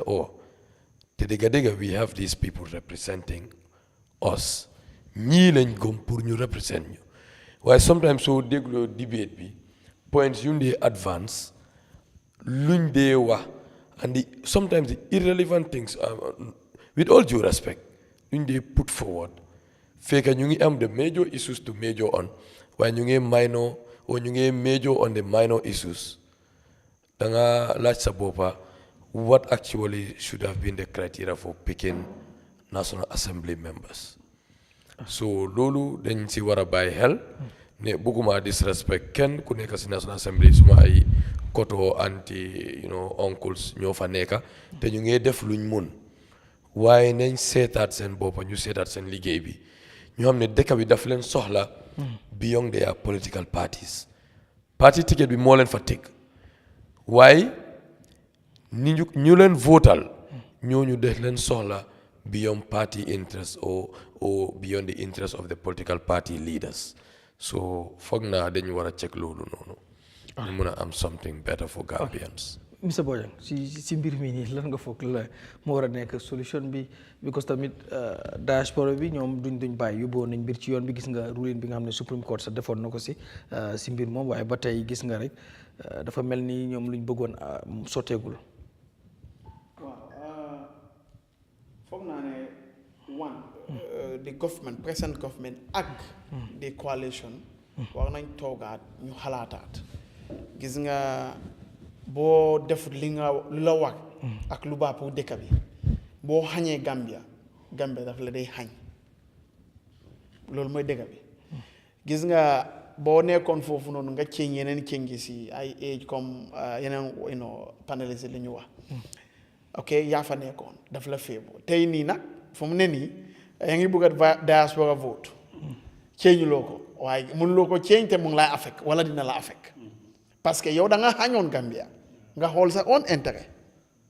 xool loolu ne ëllëg si biir man tamit loi bi mun na maay feebu wala mun na maa ñàkk a feebu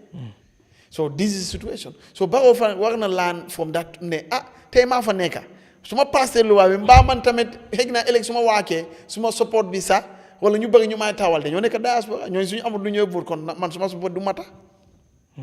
so do the right thing in the general good of the Gambia moo gën di ko partisan moo gën di ko di short term advantage wala disadvantage ne waaw fu mu ne nii man awma yaakaar si diaspora kon bàyyi ma ñàkk a def li parce que su ma defee 100,000 votes wala let's say 50,000 votes bu nga xam ne ñooñu boobu la ñooy ekkati man duma si am xëy na sax danga si am again because of our lackadaisical economy as we speak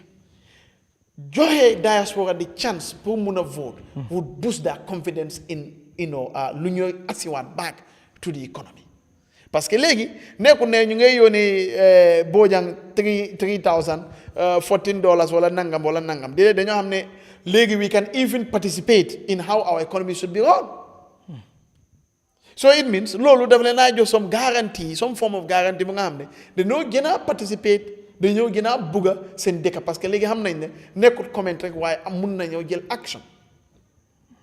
you have a lot of money hanging in the diaspora of Gambians dañu bëgg a investment waaye gisuñ système bu nga xam ne dafa leen favor ñeneen ñi dañu bëgg a ñëw sax Gambia waaye gisuñ Gambia buñ bëggoon loolu yëpp mu ngi am si suñu diaspora bi de waaye léegi nag suñu amee right ba mun a am seen representative mun a am seen yeneen whatever it will encourage them to come research dafa woone ne is not more than 15% li nga xam ne loolu la not Gambians diaspora loolu luñ dee aan is not more than 15% luñ dee yónni fii si seen total aanin bi soo ko xaymee lu tax garantie moo fa nekkut dañ gis ne fii that's our second home not our first anymore pour make Gambia as a first home war nañ bokk si all the systems dañoo am confidence dañoo am bugga bi dina gën a yokkute nga gis ne a lot of things would happen in this country te comme kii lu mu wax mu ne kilifa du yàlla waa yàgg naa yàlla kon Gambien ku dem bitim réew ku dem Malaysia ku dem Liberia ku dem nii ak man ku nga xam ne Kamfenda rek laa xam ak Amdallaay suñ gis-gis bi dina utee de kon fooguloo ne man su ma gisee am fii ku dem ba UK ku dem ba Amerika moom tamit gis-gisam dafay ñëw mu puus si boobaa duñu am lu ñu bëgg parce que gis-gis dafa utee te dañ gën a yaatuwante so we have to encourage these people to come te remittance bu ñu dee xool waa affaire xaalis bi that's not the only thing they have a lot of experience a lot of exposure bu nga xam ne suñ ko asiwaatee fii du contribute ko in terms of political participation loolu tamit daf ñu gën a may yokkute as a country ñu bugg a aaga fu ñu bugg a aaga si jàmm si gaaw so man ma ngeen ñaan président Barrow the way forward is bu leen dee xool seen short term intérêt loolu moo xewoon ñu amoon doole fii war a change lu ñu war a change pour dëkk bi mun a avancer nanguñ ko change parce que dañ daan gis seen short term intérêt tey nii mu ngi nii nekkaatuñ si government wala ñeneen ñi ñu bëri nekkuñ si central government bi wala they are not within the corridors of power tey nii am na lu ñu bëgg a mënuñ ko am parce que dañu xañoon Gambien yi léegi nag kaama daf leen xañ ñooñ tamit kon ñun yëpp war nañ si moytu politique suñ fa nekkee especially loi dañoo xam ne loi bi may dugal te ëllëg tey bàyyi na ma waaye ëllëg mun na maa téye soo amee loolu rek da nga xam ne just like the day changes into night night changes into day ñun yëpp suñ political life ak lu ne noonu la so kon buñ dee xool li nga xam ne moo ñu favor waaye ñu xool Gambia in 100 years in 50 years when we are doing anything loolu daf ñu dimbale so man loolu laa foog daal that's what we should do we should be honest to ourselves ñii doomi réew lañ garmi they are Gambians for God's sake so why are you denying them the right to exercise their right ne ok dañu bëgg close nangam moo tax saa yoo ne yow xam nga ne yow yaa ko asi te xam nga ne lii mu ngi fa mooy kale bi loolu tax doo ko jéene kale yaa ngi kale sa oto yaa ngi ko jàng nga ne da ngay taal nga dem after su taalee nga ne wow kale bi ba léegi kale bi yaa ko war a jéene di jéene ko rek jàpp di nga complain kale yow jéene ko rek. yeah Mr. Kran question ma la laaj Bojang daf ko wax léegi ndax diaspora bi ñàkk involve wala reject bi ñu reject pour ñoom ñu am voting right pour mën a vote ci élection yi réew mi du amaat benn impact mi bi negative impact ci wàllu économie bi comme ni ko Bojang waxee tey boo ko doon xool économiquement ndax duñ dem ñoom it ñu jàpp seen loxo wala even bu ñu jàpp seen loxo sax comme bu ñu waroon a invest ñu gën a mën a because of bu ñu amee baat si réew mi comme ni ko Bojang waxee yow mi nga xam ne économique la boo waroon jàngat mbir moom noonu économiquement looy ndax dina am any impact boo xam ne mi bi negative impact. xam nga économie moom generally daf dee depend ci loi. su fekkee ne yaa ngi am dëkk boo xam ne loi bi correct wala loi bi mu ngi nekk di favor political class. wala loi bi kenn ñaari nit rek la favor. boobu su fekkee ne yaa ngi am koo xam ne mu ngi bëgg a invest dugal xaalis ci dëkk boobu noonu daf ko dee mun a discourage lo lu tax parce que loi bi su fekkee ne mu ngi one side wala mu ngi just ci self interest a group of people or few people daf dee affect administration of justice bi boo demee di court levels disputes business transactions lu nekk ci dëkk bi daf ko dee mun a affect tey loolu mooy daf dee mun a affect economy bi in all ways so most of the investors su ñëwee luñ dee laajte ci dëkk bi balaa ñoo dugal seen xaalis ndax how is the justice system how is the administration of justice su fekkee ne ñun 8 years ba léegi ñu ne am nañ dictatorship war nañoo régler things yi ba tey mënuñoo régler loi bi mënuñoo laajte xaalis ñaan rek lañ mën a def ak jël loan waaye ñaan ak loan ci luñ xool for the past 50 years since after the second world war musta develop benn dëkk ci àdduna bi parce que after the second world war Europe la woon nga am Marshall Plan money from America into Europe they know of course the legal system was good then money from America to Japan then you have China Taiwan Singapore Korea then you have the East Asia understand nga te soo gisee xaalis bi ñëwut Africa luñ la dee wax mooy lack of conducive environment nga am environment boo xam ne nit ki mun na see dugal ci xaalis tey xelam dina dal ne suma xaalis dara du ko jot tey su ko dara jotee sax dinaa mun a dem ci kanami loi bi ma claim suma right ma am lu ma war a am lii moo dee isi investor fii touriste yi dañoo ñëw tëdd si beach bi enjoy ko dem waaye in some countries boo demee tubaab yi nga gis mooy investors business corporate Liberia fees rek amuñ tourism waaye soo demee tubaab yi fa nekk ñoo gën a bari Gambia because they are investing and they learn from their history that after the civil war we need to get our legal system in place our political legal system in place so Gambia fii nañ ba balaa ngaa ñëw sa diaspora naka la ñoo feel bitim réew mi the rest of the world lu ñoo feel moo gën a am solo parce que ñoom ñooy isi xaalis foreign direct investment lañ ko dee waxee xaalis buy jógee bitim réew ñëw dugal ci sa réew mi mun a jóglo sa économie bi du dee mun a happen fekk amuloo a good legal system and then when there is something wrong comme Bojang nu ko analyser fii so yow nga dem toog nga foog ne waaw man loi bi moo ma favor lii laay dugal dina am foo xam ne right suñ guest bi wax na ne karma will happen because dina am bés boo xam ne yow loi boobu noonu bi nga xam ne moo la favor dina la kañ loolu natural loola yàlla moo mel noonu rek dina la kañ te système bi moo mel noonu boo demee loi bi nga dugal moo laa kañ Yahya Jammeh am na yum dugal ba tey loi yooyu ñu ngi koo xaar ñooñu ñoo ko xañ yow tam 2017 am na ñoo xam ne démba maa ngi gis internet bi waaw ñii we vote for this guy votuñ ko ñoom ñu ngi fa woon guest bi wax na ko fa 2017 lu ñu waroon a defuñ ko léegi because by the time ñu ngi si they were in the system fu mu nekk nii gars yi ñu ngi nekk outside the system ñu bugg a changes mënuñ koo am parce que keneen ku fa nekk baro gars yi jàngal nañ ko ba mokkal léegi right how to dribble and Maradona te loolu baro tam moom tam dina am bés boo xam ne loi bi dina ko loi yu moo dugal nii ak yu moo tifin nii dinañ ko xaar ci benn koona ñu betta ko so lii diaspora bi right baaxut seen spirit bi parce que yow soo nekkee outside nga am sa xaalis like Bojang said nga bugg a indi sa xaalis in Gambia su fekkee ne am nga a voters right yaa ngi feel ne man sax mun naa participate ci dëkk bi nga xam ne su ma gisee dara ci politics bi doxut ak yoon suma karta bi dina mun a def changes boobu dina encourage political participation openness mool ci loolu lañ saani karta in 2016 kabri mool be carte o fay lang ko level playing field ko Gambia will be a true democracy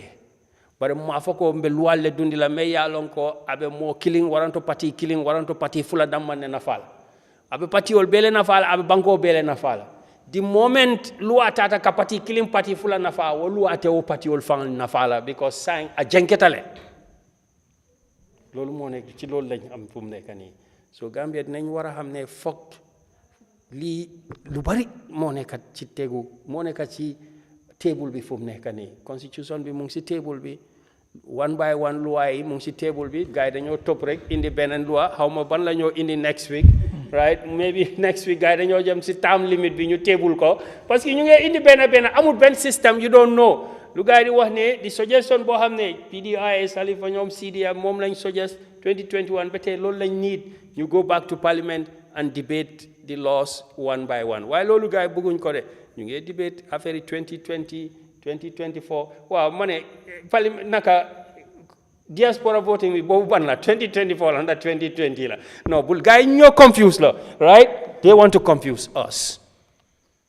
Gambia luñ soxla mooy loi boo xam ne yaa ngi koo def without party interest. all right thank you mi ngoog bi bokk na suñu ponk bu njëkk bu bëggoon a waxtaanee bu ñu neexoon sax mën nañu ko waxtaanee di whole show waaye tamit yeneen ponk yi ñu ñëw ci beneen bi ma ñëwaat ndakkee ko suñu guest break lawyer Sunu Darboe mit na ak président bi ci doon waxtaan ci lu jëm ci draft constitution wala sax pour ñu amee new constitution after all nag gis nañ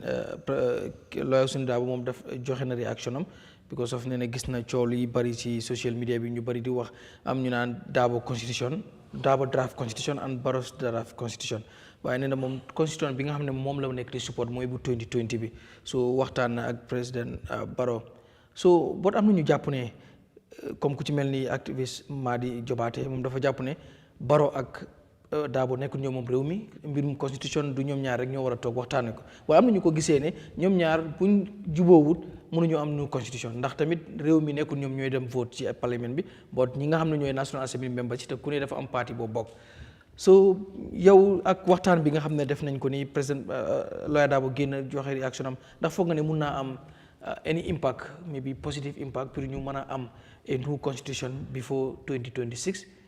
so moom nag nee na 2020 bi la mooy demal te am na ñu bëri ñu jàpp ne draft 2024 bi président Barrow moom boobu la bëgg. seetaanee ko gis ko because yëpp affaire last minute la waaye fukki nit yu gas la fukki nit yu suul la rek waaye pundaay bari rek waaye dara du am pax du am billaahi constitution ñaari Darboe moom téye na fi mu téye te Barrow tam téye na fi mu téye isi na 2024 yam Darboe moom bu ne moom fële la nekka te mu obviously gaayam yi foofu leen nekka man soo ma laajee itam wala si ñaari constitution si itam mbali laay 2020 laay jël wax dëgg neex yàlla because foofu lañ spend xaalis foofu lañ def suñu effort yëpp pour wécci nga xam ne teral suñu luwaay comme ñun niñ ko bëggee waaw ne la ñu jël loolu waaye nag dëgg su fekkee ne si ñaar ñooy la te li docteur Kuran wax tam dëgg la power bi is not balance ñaari parti yi nga wax rek UDP la NPP ñu ngi into coalition tey ñu ngi wax léegi si ñi vote NRP bokk na NRP moom dañ ko bañ ba dañ déclarer bu parce que ne whatever NPP wax ñoom ñoo ngi ci APRC ñu ngi ci gis nga leen ñoom Fabakary they are already working at the National Assembly heading the National Assembly so really dañoo bés suñu time rek even ci ma suñu oyoon Donald Trump tam mu ñëw tam same la rek su génnee room bi rek ñoom ñaar ñu génn because ñoom ñaar duñ xoolante eye to eye xooluñ interest dëkk bi kenn ku su nekk sa affaire yi boppa nga xool ak sa affaire yi parti suñu xooloon interest dëkk bi dinañ war a mën a toog génnee seen individual differences sax ñu toog ñu waxtaan. te xew na before because 1959 1960 61 constitutional conference in London. right Jawara mu ngi fa. Père Ndiaye mu ngi fa. Père Ndiaye foofu and they were opponents. So lu tax Père Ndiaye ak Jawara luñ mun a def 50 years ago. Barrow ak Dabo mënuñoo def loolu. because they are not looking at the interest of the country. ñu ngi seet ñoom kenn ku si nekk sax individual doole boo am rek boo pour war a mën a contrôle the narratives te ñun tolluwuñu foofu benn parti mënut a yóbbu réew. It's not possible. It's just not possible. benn parti mënu ko. so yow yaa ngi wax comme mbiru draft constitution 2020 bu ñu déglu information ministre bi docteur Cissé muy wax ne draft bi nu mu génnee si parlement bi muntu delluwaat foofu noonu kon wit min ne boobu moom mënutuñ ko réintroduce. bon léegi kon ne la ñu jël 1997 bi rek ñu dem rek ñu bucca ko ñu génne si li nga xam ne loolu moo fa warta nekk rek ñu bàyyi ko fa loolu mu dem ñu continuer sëriñ bi nañ génne li fa warta nekk rek loolu ne pour spend ci millions de even prior to loolu sax Halifa waxoon na ko nañ jël 1997 bi rek seppi si li nga xam ne soxluñ ko rek booy ameen ko you know and we move on. We don't need to change every president bu ñëw rek ñu ba ci constitution bi jëruñ loolu unless mu nekk coup d'état te xam naa ne loolu moom is outdated loolu fooguma ne sax ñun toog leen di xalaat yooyu nekkul suñu perception you understand so su fekkee ne ñaari yi nañ leen jël rek tegee leen aside rek si 1997 bi rek ñu adresse loolu génnee ci li nga xam ne baaxul li ñu féebawul rek nañ ko génnee rek National Assembly bi members si def seen liggéey. Mr Dieng loo gisee bi nga xam ne président Barrow def na ko ak lawyer Sunu Dabo lu jëm ci nu Gambie mën a amee nu constitution so président Dabo moom bi mu génnee réaction yi nga xam ne gis na ko ci benn vidéo boo xam ne def na ko moom mooy ba tey moom ci draft constitution 2020 bi ci la nekk te boobu la bëgg ñuy reintroduce ko anything different from that moom bokkut si and obviously UDP bokkut si. gis nga Garmi gis nga depuis bu Jammeh demee Gambia suñ démocratie bi dañ ko kidnap te ñu ko kidnap it's just on two sides lañ nekka suñ démocratie bi has been taken into individual hands or pockets su dee démocratie nun dee ooyee démocratie noonu la war a demee it's for the people to decide ñu ne power to the people why if the entire power is controlled by a handful of people loolu pseudo démocratie la waaye loolu du démocratie kon fu consultation war a am with the people to decide a way forward ñu ngi am two people di toog di waxtaanee loolu because those two people can influence other 58 people who are representing 2.5 million people but only representing them when their interest is served.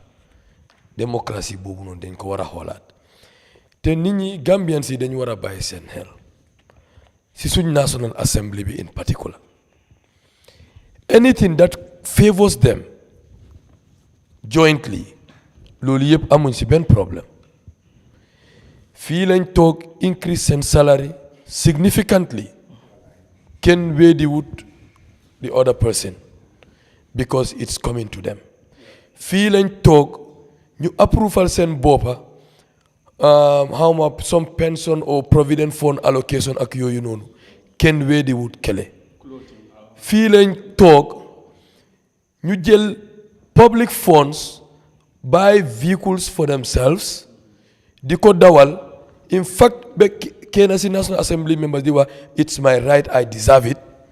they did not have what you call weddi wante foofu noonu so well even Mr Ba bu jógee ñaani ja chairman toog na fi mu ne dafa dawal Pajero bi because daf ko deserve keneen ku jóg independent candidate from Foni faate naa tur bi xama Bakary Badji la ma kan moom tamit musoon na koo wax si lifin bi I cannot recall kan la exactly si national lifin bi understand nga buñ leen joxoon moto yi in foog na 2017 or 18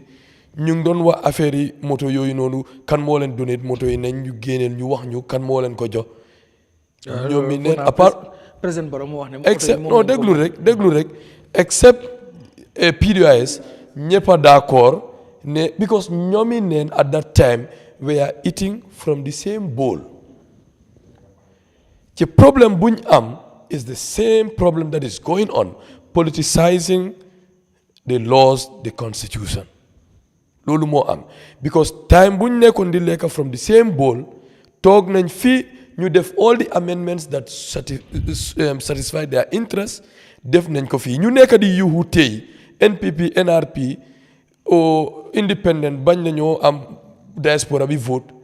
am na time buñ fa nekkoon xalaatuñ diaspora luñ doon xalaat mooy ñoom seen kilifa yi ñu buggal palace ak seen allies yi naka la ñoo prepare the constitution in a way ñu alter ko pour ñooñu mun a fit in the system def nañ ko fii so the issue buñ am Gambia at the moment is that dañ am a remote controlled National Assembly representation bi is not for the people the public but ñu ngi represent party leaders and their parties problème boobu lañ am in our National Assembly su dul loolu well party leaders yi mën nañoo am seen position and so on xam naa dafa jafe sometimes pour nga bypass leen waaye suñ toogee in that house nañ xool lan moo arrangé dëkk bi ñu defee ko noonu Daabo ak Barrow mun nañoo mit président Barrow mun nañoo mit ñu waxtaan ñu d'accord bañ a d'accord waaye National Assembly members yi suñ toogee si National Assembly bi ñu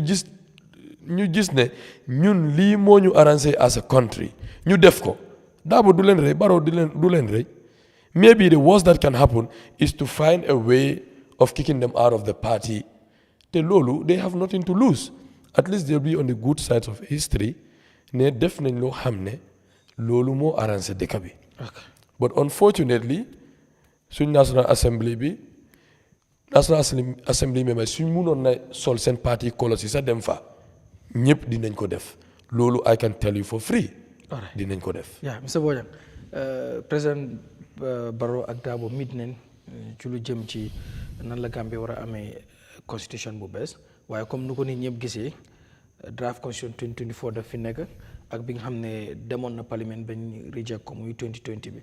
kenn ki téye fii kenn ki téye fële ndax foog nga ni gis buñ gisante noonu yaakaar mën na ci am fii ak 2026 Gambie lu ñu yàgg a bëgg mooy amee new constitution boo xam ne dina replace di 1997 constitution. yaakaar nekku fa pour ñu am a new constitution based on the prevailing circumstances fu mu ne nii waaye man nag ku tooñ mooy président Barrow moo tooñ. waaw xam nga gar mi dëkk bi yëpp d'accord nañ ne soxla nañ constitution ba dëkk bi dugal seen loxo si arrangé si dëkk bi génne fa xaalis dépense dem si léegi député defar loi create constitutional review commission ñoo ñu gestuwaat suñu loi yi et loolu yëpp am nañ consultations wider than bu 2024 bi yow yaa njiit réew nga ne waaw dama yóbbu bii nii gaay nanguñ ko paas su dëgg ne su ne bëggoon nga boobu mu paas lu tax meeting loo ak Daabo for example during that time da nga dégg ne Ibn Kembas ñëw na fi pour gaay meeting diggante Daabo ak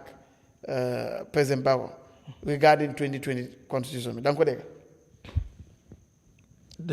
man de dégguma ko yow da nga bëgg ok pour lii jaala kon te xam nga ne yow kenn doo ko mën a def kon lu tax doo waxtaan ak ñeneen ñi dëgg yow yaa ngi jiite réew yow la ñooy fay pour nga mun a am xel bu dal nga xalaat Daabo ñun fayuñ ko su bëggee sax mu xalaati como moom yoonam la waaye Barrow mënut a xalaati como bi ko ñu ngi koy fay pour mu ñàkk a xalaati como so naka la mooy xalaati como so this is the situation waaye lii yëpp cards nañoo play political strategy la rek di wane waa ma ngay def effort ma ngay def nii ma ngay def naa lu fa ne mooy yow lu lan moo la si dugal ba di liggante beneen constitution si pet nga jow rek fat waaw gaset nañ ko dugg na fale génn na fale waaw dañ ko bëgg a introduce fekkee amoon nañ bu nga xam ne mu ngi fa yaa amee suñu lampa suñu toroso bi ñu ngi laay toppa si kanam rek nga fay toroso bi nga laaxaw nga jógee fa rek nga nii nañ dem ñu ne la déedéet yow foo demoon nga ne déedéet xam nga toros bi batterie moo jeexoon soo moo tax ma lifin bii foog ñu sensé ko ñëpp gis nañ toros bi di soo loolu moo fa ne moo tax ma ne indi circonstance Barrow moo tooñ te dafa tooñu Daabo rek dafa tooñ Gambie nii yëpp lu fa ne mooy make it transparent people will buy in come with your valid points ne waaw ñun de as a cabinet lii lañ gis this is our position paper on this constitution Gambians debate it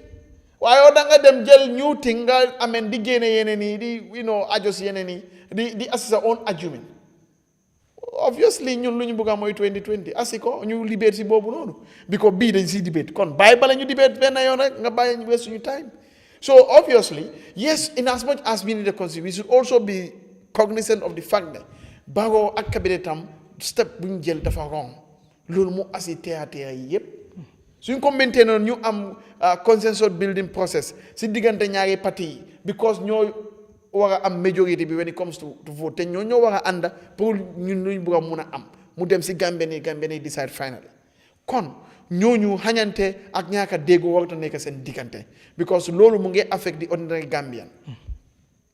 so lu fa nekk mooy ñooñu dañu war a xool génne seen intérêt bi personnel ñu xool dëkk bi lan lañ soxla ñu def ko ñii ñaari yëpp ku ne xam na lu dëkk bi bugg a tey xam na lu nga xam ne moo war pour dëkk bi ñëpp xam nañ ko bañ la rek xañante waaye ñëpp xam nañ ne dëkk bi dafa bugg a avancer pour dëkk bi avancer ñëpp mun nañoo war a vote pour dëkk bi avancer ñëpp seen opinion nit ñi war nañ ko respect jaama bugg na ñëpp xam nañ loolu noonu suñ diine lu mu bugg ak lu mu bugg ñëpp xam nañ suñ aada lu mu bugg ak lu mu bugg ñëpp xam nañ lu tax kon du ñu taaw waaye kii especially the président ku nga xam ne ñun ñoo ko nekk di fay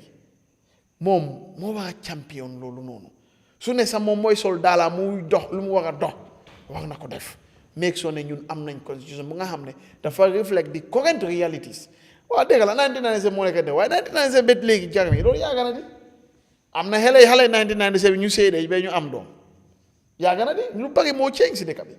so dëgg we need something new something that would be in tandem with the current realities going forward so Barrow should champion that waaye nag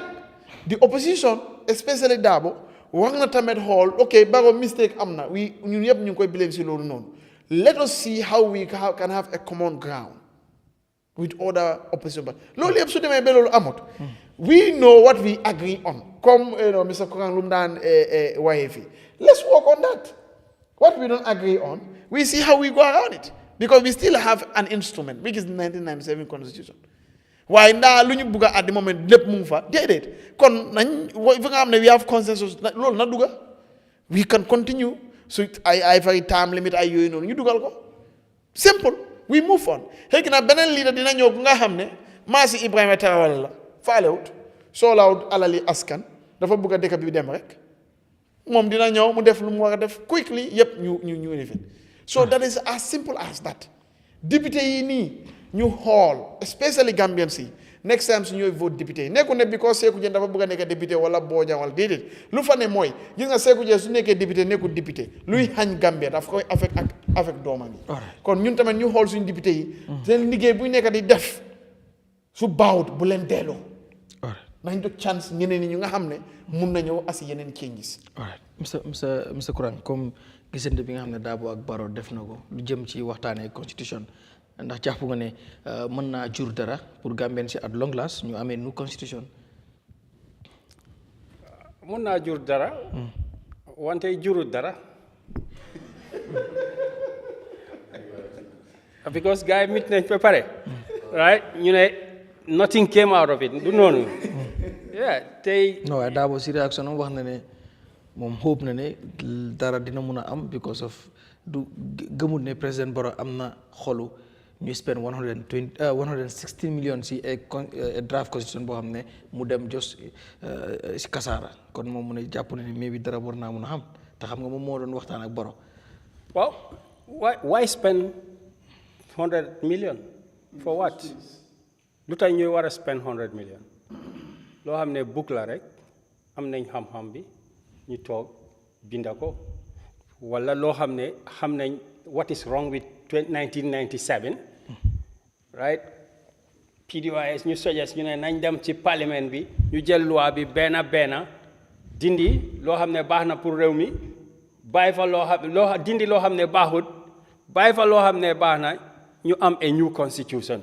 ñu dem référendum vote ko loolu mooy woon the best thing kon su fekkoon ne kenn waxut ko noonu sax waaye su fekkoon ne ñoom wax nañ ne lii mooy proposal bi ñane bañ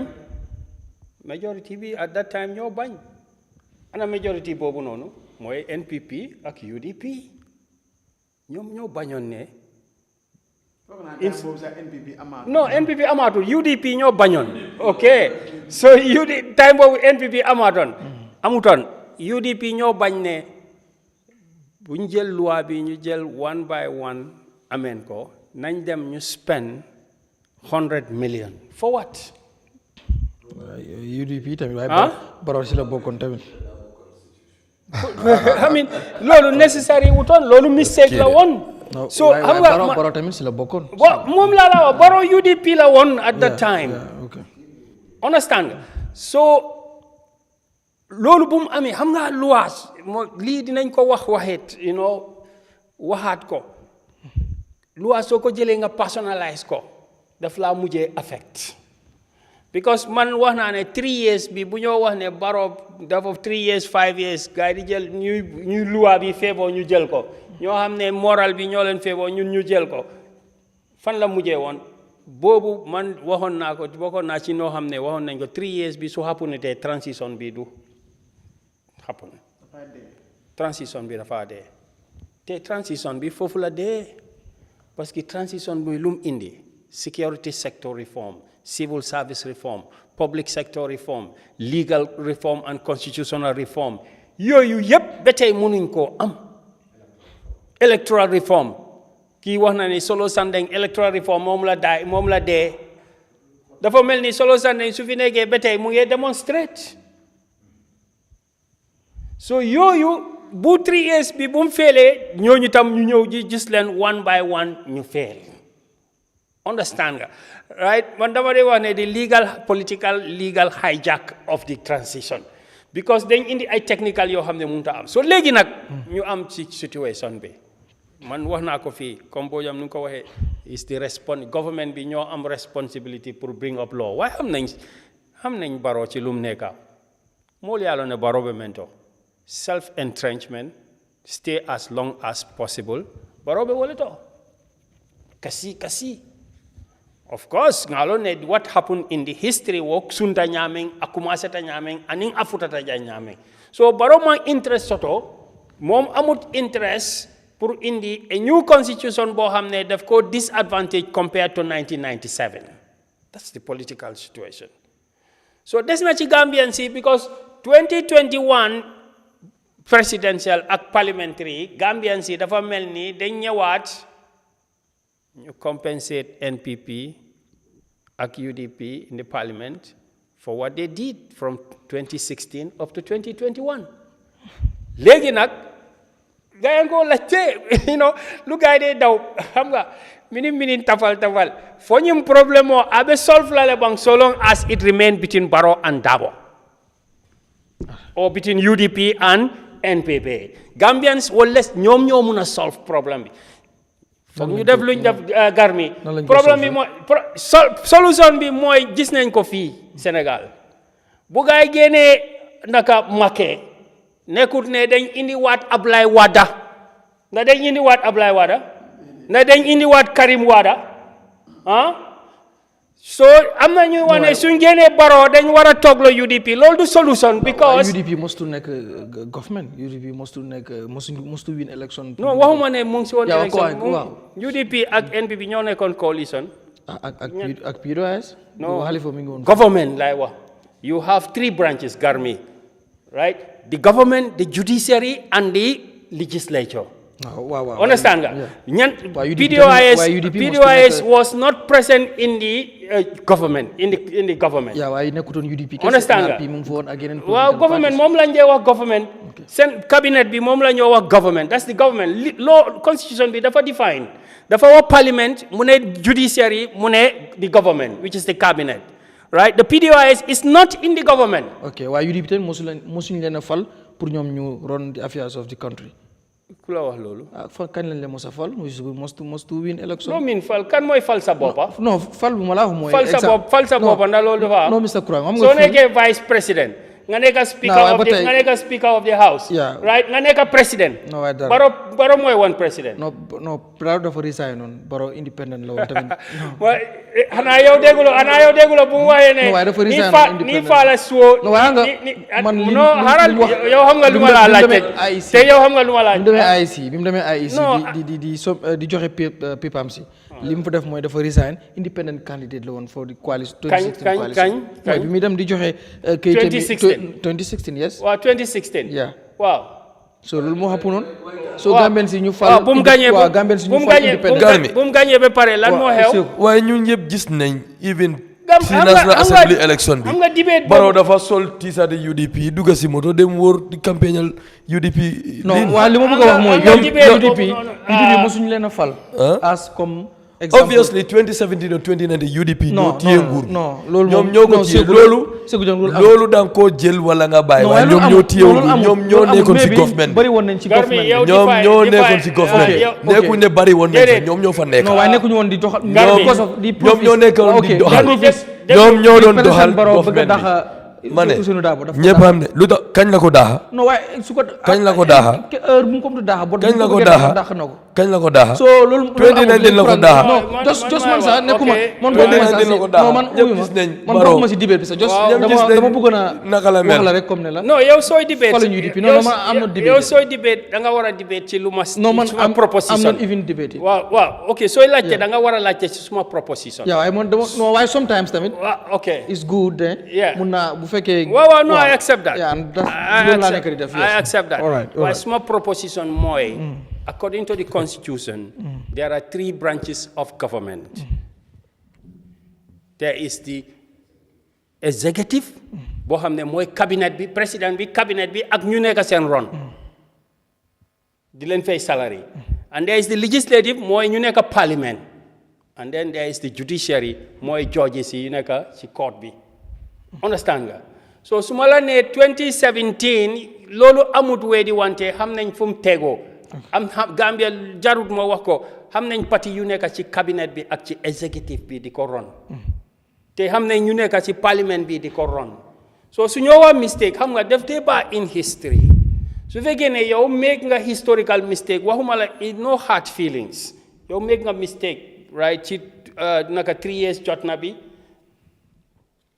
5 years or 3 years make a mistake just admit it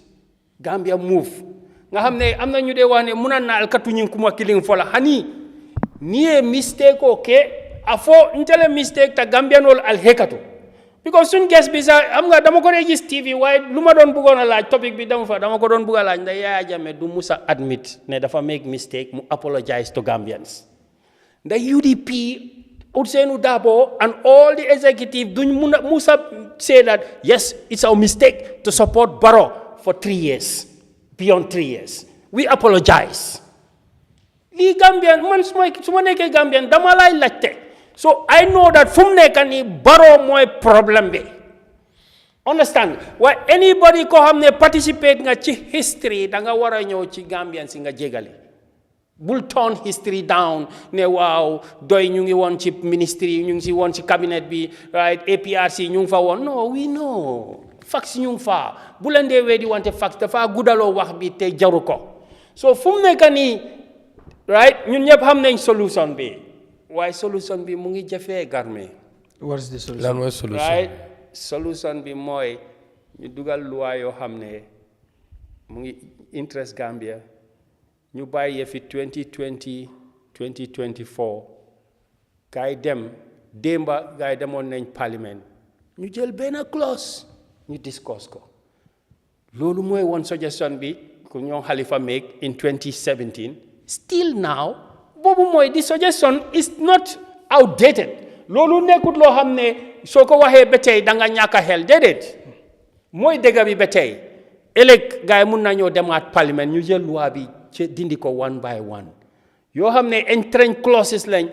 ñu yóbbu ko to a referendum ba tey loolu mooy suggestion bi on the table waaye di toog fii di wax ne dañ spend 100 million no that does not make sense any accountant will tell you money when you spend it it's a sunk cost if you spend 100 million it is not supposed to affect your decision because your decision is based on the future. Past costs cannot be counted in a decision. So go in account musta it's irrational in economics. It's a sunk cost. It does not affect what happens. It's already in the past. What we want is what is good for Gambia tomorrow. The time they were spending the 100 million, the circumstances were different. Nyom parliamentarian ñu approve budget bobu non for 100 million for new constitution. Nyom ñep bay nañ government ñu dem onto the opposition. So you know that things have changed already. The people who sponsored the bill are no more in favor of the executive. The dynamics have changed. Be realistic. Let's know that it has changed. What should happen in the Gambia? You take aside send party interest. You have ne loi Gambia for Gambia la. It's not for your party. Come together. You jail constitutional clauses here one by one. You debate len. I know that Barrow amut interest in lolo, right? And te ñom tam ñu nekk ci parliament bi, some of them opposition amuñ interest in lolo. Dañ bëgg 1997 constitution. Because luta gaay di jël one by one ñoo xam ne ñoom loolu lañ bëgga d'accord nañ ci Prado bi d'accord nañ ci clothing allowance d'accord nañ in increase in salaries ben dégut parliamentarians yi di xicco di hulo waaye démba rek benn clause gars disagree ci the whole internet the whole Gambia not the whole Gambia sax parce que ñu nekk kudang fale ñooñu faale wuñ ñu ngi tol seen faro yi waaye di ñi nekk ci internet bi social media di boom boom boom no bro that's not the issue that was a selected topic. Why don't you go and debate every clause? So dafa melni fi bitay kutun kanaya mu ngi happen. Molbe siring luwa kang ni yadiate ye sing wulindi na diate ye sing londa kang. All right. Yeah, ñu dem ci suñu last point bi bëggoon naa ñu gën a wax ci li bot xam nga time bi moo ko dut may ñu ñëw ci mbirum di former président Yahya Jammeh gis nañ recently mu ngi seen lot of audios di addu ci yenn ci executive members yi nga xam ne gisoon nañ ne ñenn am na ñu daxoon bu yàggul gis nañ am koo xam ne dafa declare ne candidature ci 2026 presidential election muy Bakary kii waaw Badji mu wax ne dàq na ko parti bi with immediate effect so Jammeh tamit audio voice yu muy seen muy audio yi nii dafa mel ni moom tey mu ngi dund wala xaw ma mu ngi enjoy ci démocratie bu nekk fii ndax foog nga ne bu mbiri bu fekkoon moom fi nekk ba léegi opportunity bu mu nekk di am ni président Barrow bàyyi lu mel ni comme moom muy interfere si luy happen si réew mi fii ndax moom dina ko doon may ñeneen ñi pour ñu def ko force balaa mooy dugg si yeneen yi say réaction ci loolu bi ko am na ñuy wax loolu ne dañ war a stop président Jammeh ci yu mu nekk di def nii kenn teewul ko mu ñëw bon li muy def nii mun naa nekk threat to national security yow nan nga gisee loolu force waaw because kàddu yu mu day yëkkati su ma ñëwee ñi dinañ daw nangam comme yenn wax yi ñu ñëw jàpp ne loolu kay moom waxam la ni because obviously ñu ngi def loo xam ne raytu su Supreme Court bi waree stop jaay bagaasam yi kon li gars yi def raytu because moom yóbbuwuñ ko si benn court war ko court bi war a rule ne fine nañ ko guilty lañ war a jaay bagaasam yi ak yooyu Supreme Court bi ñu mais on his assets. On his assets? Yes. Well, the assets belong to the state. Well, this is what the I'm assets saying. Confiscated. So, if you have assets, then Gurmi, what excuse? So, you have to take excuse. Does the government have to take excuse? If the law say, seize the asset and give it to the government. I'm not saying how I feel about the law. Wow. I'm saying lolu moy loi bi George bi High Court bi mu ne jëlal asset nga jox ko nguur mi. Nguur mi amé ko. Kon nguur mi suñ ko jaay, then they don't have to go back to him. No, wow, so its own belongs to the government. The way it happened, it's a big question. Wow. Right? Assets in Windeme is a big question. Te Gambians si war nañ ko nekk di laajte. Wow. Understand? No, because lolu topp na la si Fatou Camara. Yes. Even after lolu sax maa ngi topp naa lolu kay maa ngi ko doon déglu ne ngeen ko doon waxee. Yes. Kay li ma explain kay mooy lan la war loo xam ne is a threat to national security. Non, comme nit ñi li ñu wax. Man dama nekk di la laaj li nga xam ne nit ñi xëy na bëgg nañ koo laaj ku bokk si Yahya Jammeh bëgg nañ koo laaj te bu ñu amoon laaj ko Yahya te mënuñ ko man as a maybe journalist wala ma gis la am opportunité laaj la ko soo du man maa ñëw ne la nag mooy audio yi nga xam ne mi ngi koy jox léegi ñoom mooy sama ko laajee tey man tey wallahi itam li ma cee wax rek suma xalaat la moo nekk because du loo xam ne dama si toog waxtaan ak Jammeh nga balaam koo daf ko def ñun ñëpp ñu door koo yëg ñun yéen ngeen koo yëg ak ñun bi ñu koy yëg benn la kon yéen moom amu leen benn chance pour di mën a wax ak Yahya Jammeh. non dañ dee wax ak moom waaye Jammeh du suma xarit o du xariti Yaya Tamba o xariti Abdou Jaaju ba nga xam ne dafa toog rek kolante moom rek ñu spend benn 1 hour waxtaan xëj na loolu dina am Pamodu mu kool Pamodu waaw lii dama bëgg nga def lii si biir loolu ñu toñante si ak yooyu noonu kërëb bi nga de Kaliya Joola Sarawule bi si séeréer bi you know ñu Kaliya ak yooyu benn 20 minutes half an hour and stuff and that's nothing to do with anybody else but ñu liñ digale we went to the same school you know so we had some programs yoo xam ne def nañ ko fi time bi moo nekk si nguur gi ak yooyu yëpp mu nekk lu ñoo reminisce lu ñoo fàttaliku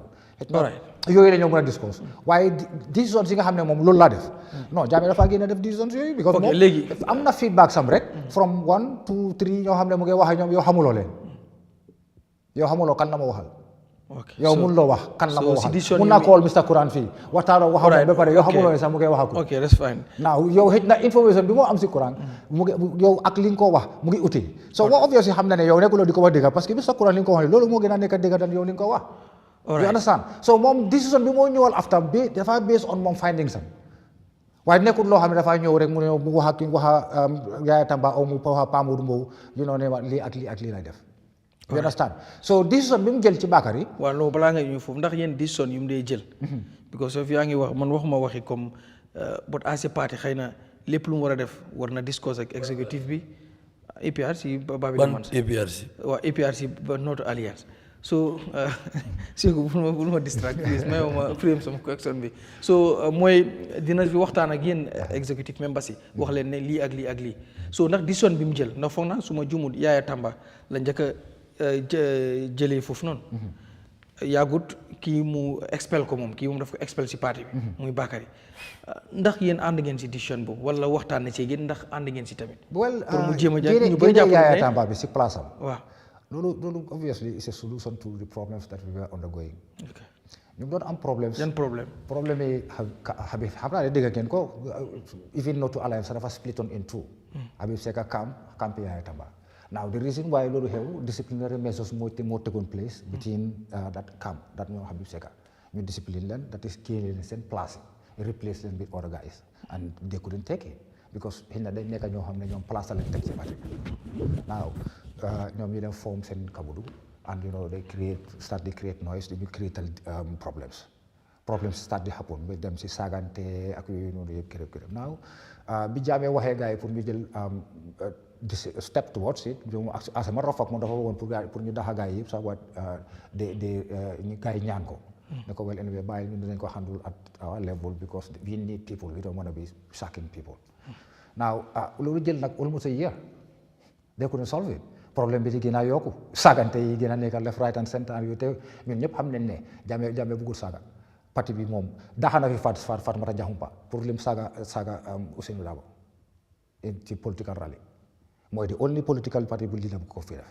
ku discipline parti membre am ci saaga rek. PPP def nañ. waaw PPP jéene nañ fi Sanjal Bojang mu ñëwaat ñoom Serif Cissé ñoom Lamine Bora Mbodj. They took disciplinary actions against people. Of course, so it's part of Gambian culture. No, it's part of the Gambian culture ne right sa parti soo ko lead.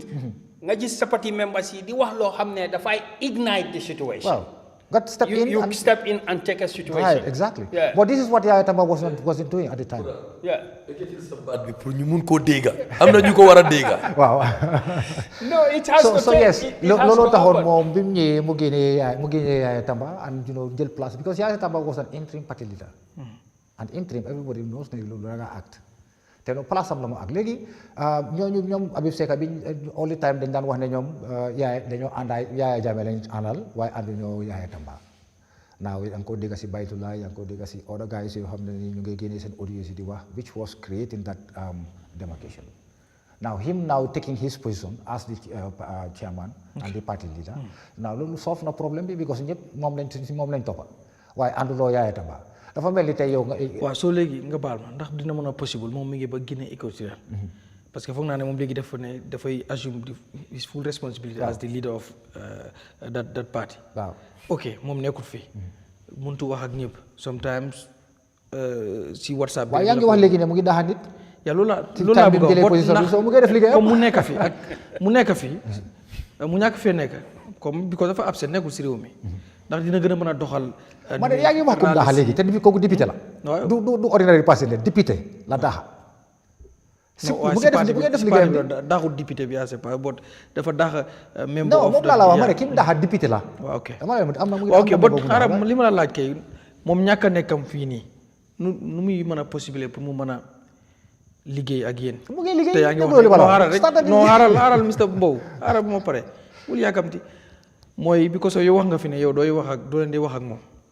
déedéet. non xaaral rek non wax bi mooy non dama ne waxtaan laa wax.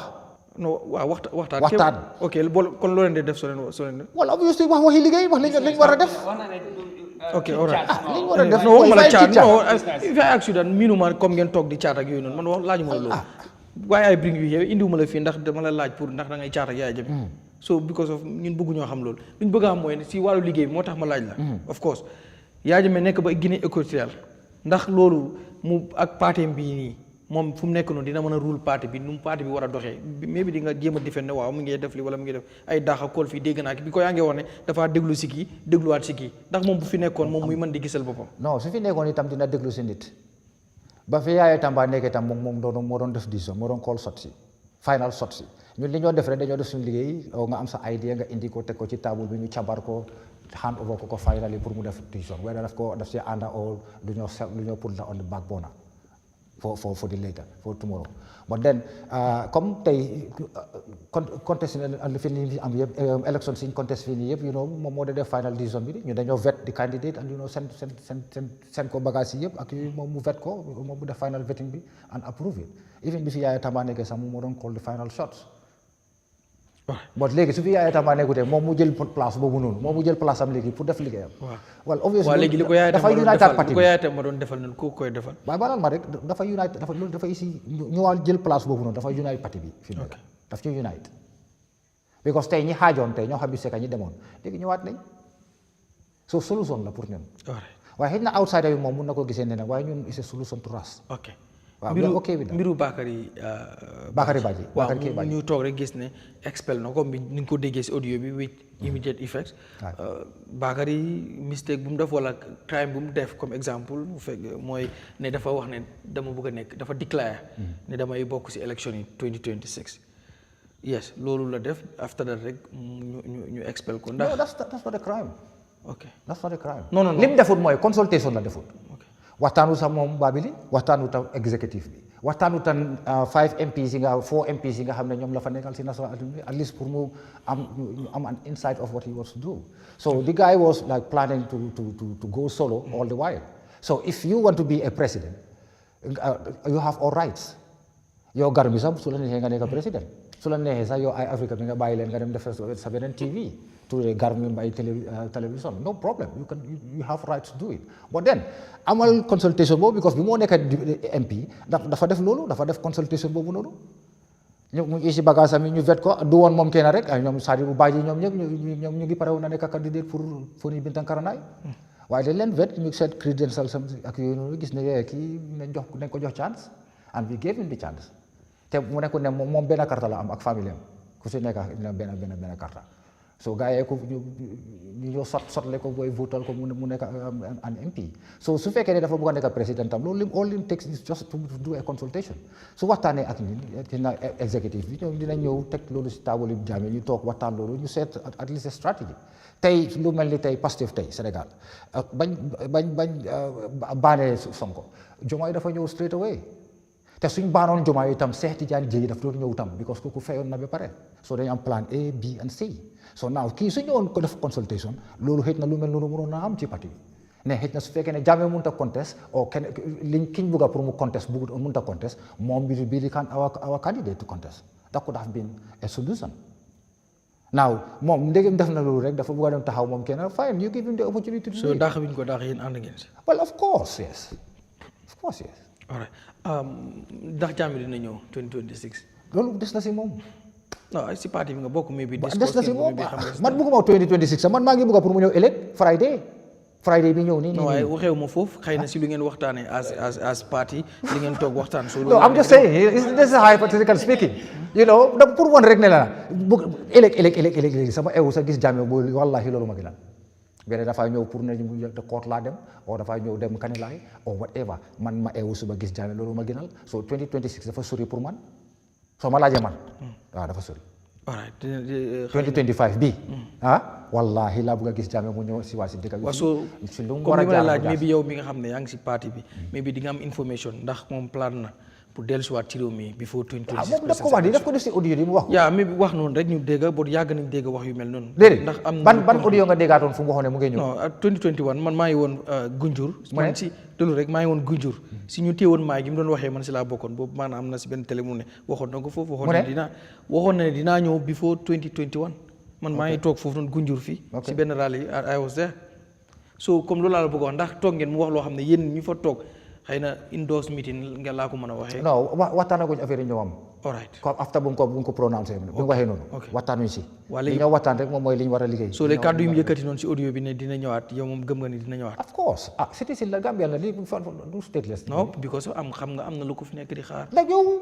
suñ la ñëw. substantial evidence yi ak material evidence yi ñu dem si code bi rek ñu code suñ ko fay guilty rek yóbbu ko si kaso bi Yakuba Touré gi nii si kaso bi di kana fi toog ñaxtu toog di rey sa bopp mu ngi fi 5 years mu si kaso bi thanks so Jammeh tam suñ ñëwee suñ ko fay guilty tam rek boo xëy yóbbu ko si kaso bi de waaye in the meantime we are presuming him guilty innocent until he is proven guilty. all right Sékou Dieng nan nga gisee président Jammeh ak parti former président Jammeh sorry ak parti bi di APRC babli man sa léeg-léeg mu génne ay audio wax ñu bari ak réaction yi tamit waaye saa bu waxee nag newspapers yeeg media beeg ñëpp Jammeh lañ dee wax loolu moom moo nekk das di fact bot duñ dee gis tamit kenn si government bi koo xam ne dina tontu su waxee because heure bu waxee da nga dee gis mu laal tamit government bi recently gis nañ tamit mu expel Bakary Kébaji si parti bi because of dafa declare dafay nekk candidate 2026 so yow lan mooy sa réaction si loolu ak Jammeh wax na tamit 2026 moom dafay ñëwaat ci réew mi before loolu sax. man suma réaction bi goes to you in the si yow laa ko doore Jammeh amul fi benn parti as we speak. Jammeh dafa am ay xarit ak ñi nga xam ne ñi ko bugga waaye amul fi benn parti. waaye kon am na movement. because am na ay movement déglu rek. non waaye am na ay movement. amul déglu rek may mama daaneel. non man la wax. APRC constitutionally legally nekkuñ under Jammeh. okay. No to Alliance movement dégguma fuñ ko register as a legal institution. ñoom ñu dem election déglu rek demuñ election. Candidates yu jógee yu oo seen boppa No to Alliance. ñëpp a register with IEC as independent. bokkuñ fenn. waaye dañ wone ne ñoom Jammeh influence Jammeh mooy tax ñu wiin so loolu lañ gis waaye Jammeh amul fi benn parti APRC nekkul seen jiit there is nothing like APRC Babili Mansa Gambia fii boo xam ne dañ ko register amul no alliance movement buñ register understand nga so loolu affaire yi daaxanaa kii si suma parti loolu amul fenn the second thing affaire yi Bakary Badji ñëpp a xam ne dëgga Jammeh still am na political influence waaye strong influence bi mu ngi fooñi te gis nañ ñi nga xam ne they associate with him si politics bi National Assembly bi gis nañ di impact buñ am te loolu moo tax bañ maa si ñoom Bakary Badji Almami Jiba ak ñeneen yi mun a win votes pour ñu mun a dem to the National Assembly so Jammeh su waxee ne daaxana Bakary si parti am bi even though amut parti lu moo wax mooy koo xam ne votal nga Bakary for the sake of me for loving me léegi next time su ñëwaatee bàyyi leen ko génne leen si gannaaw te ku bugga mu nangu ku bañ mu weedi loolu dina affect Bakary Badji man soo ma laajee with the situation mun naa laa wax ne Bakary xaw ma na dina win presidential election but National Assembly election there is a very slight chance ne dina retain his position a very high probability ne he is on his final term in the National Assembly as far as he's running on an independent ticket in that region or in that constituency. Man susuma believe or gom. But lui yalla lu mo def ken munu ko wa because only God knows what is coming in the future. Understand? So man nonu la ko gisee waaye Jammeh affaire yi ñëwam bi ak ñaaka ñëw man lii bind naa ko wax naa ko am naa si some little debate kan moo téye Jammeh kenn téyewul ko Jammeh su man leer na ma ne Jammeh su buggee ñëw Gambia tey te da amul flight ticket dina su ko annoncé 1 minute the second minute somo dina ko jëndal ticket outright. Of course there are people in the Gambia ñi nga xam ne dañ soxla pour Jammeh mu ñëw so am na ñu ko jëndal ticket so Jammeh dara téyewul ko kenn téyewul ko moom moo bugg a toog Equatorial Guinea because probably dafa feel ne foofu moo nekk a safe haven for him waaye Jammeh kenn terewut ko ñëw Gambia waaye nag ñu ko bugga yi nga xamante ne bi léegi ñu ngi ko gisee as APRC leader or so or even probably next presidential candidate and all that well mun naa am ñoom dañoo blame Barrow because miin nañ loolu tamit di blame Barrow moo ko téye waaye Barrow sax foog naa dafa bugg a Jammeh ñëw léegi I think I'm not sure why anyway yeah Mr. Bojang ma foogoon ne damaa ko waxoon xam nga man moom suma tur bi neewut no alliance tur bi neewut waaye yàlla man li ma gom mooy man li ma leen waxoon loolu moo leen nekk di dal te suñu changeut as a party or as a movement whatever you want to call it dafay difficult pour ñun ñu mun a am lu ñu bëgg gis nga nit bu police yi teg la gannaaw comptoir wax ma si seel bi de nit moo la dee ñëw belluwaay wala moo dee ñëw waxtaan sa affaire doo dee mun a liggante sa boppa nga situation dafa mel ni man li ma doon ñaan Jammeh mooy parti bi am na kaddu ba tey pour def parti bi bu nekk benn yàlla moo ko jox loolu noonu loolu la war a force a commencé def te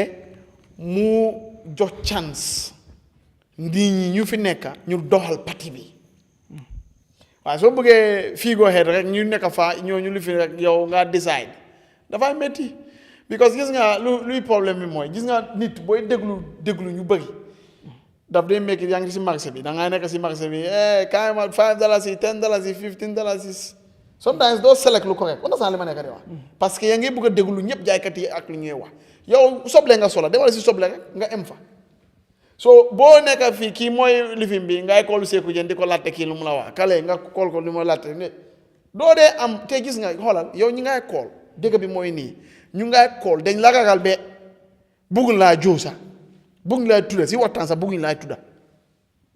am na beneen gom-gom bu ñu am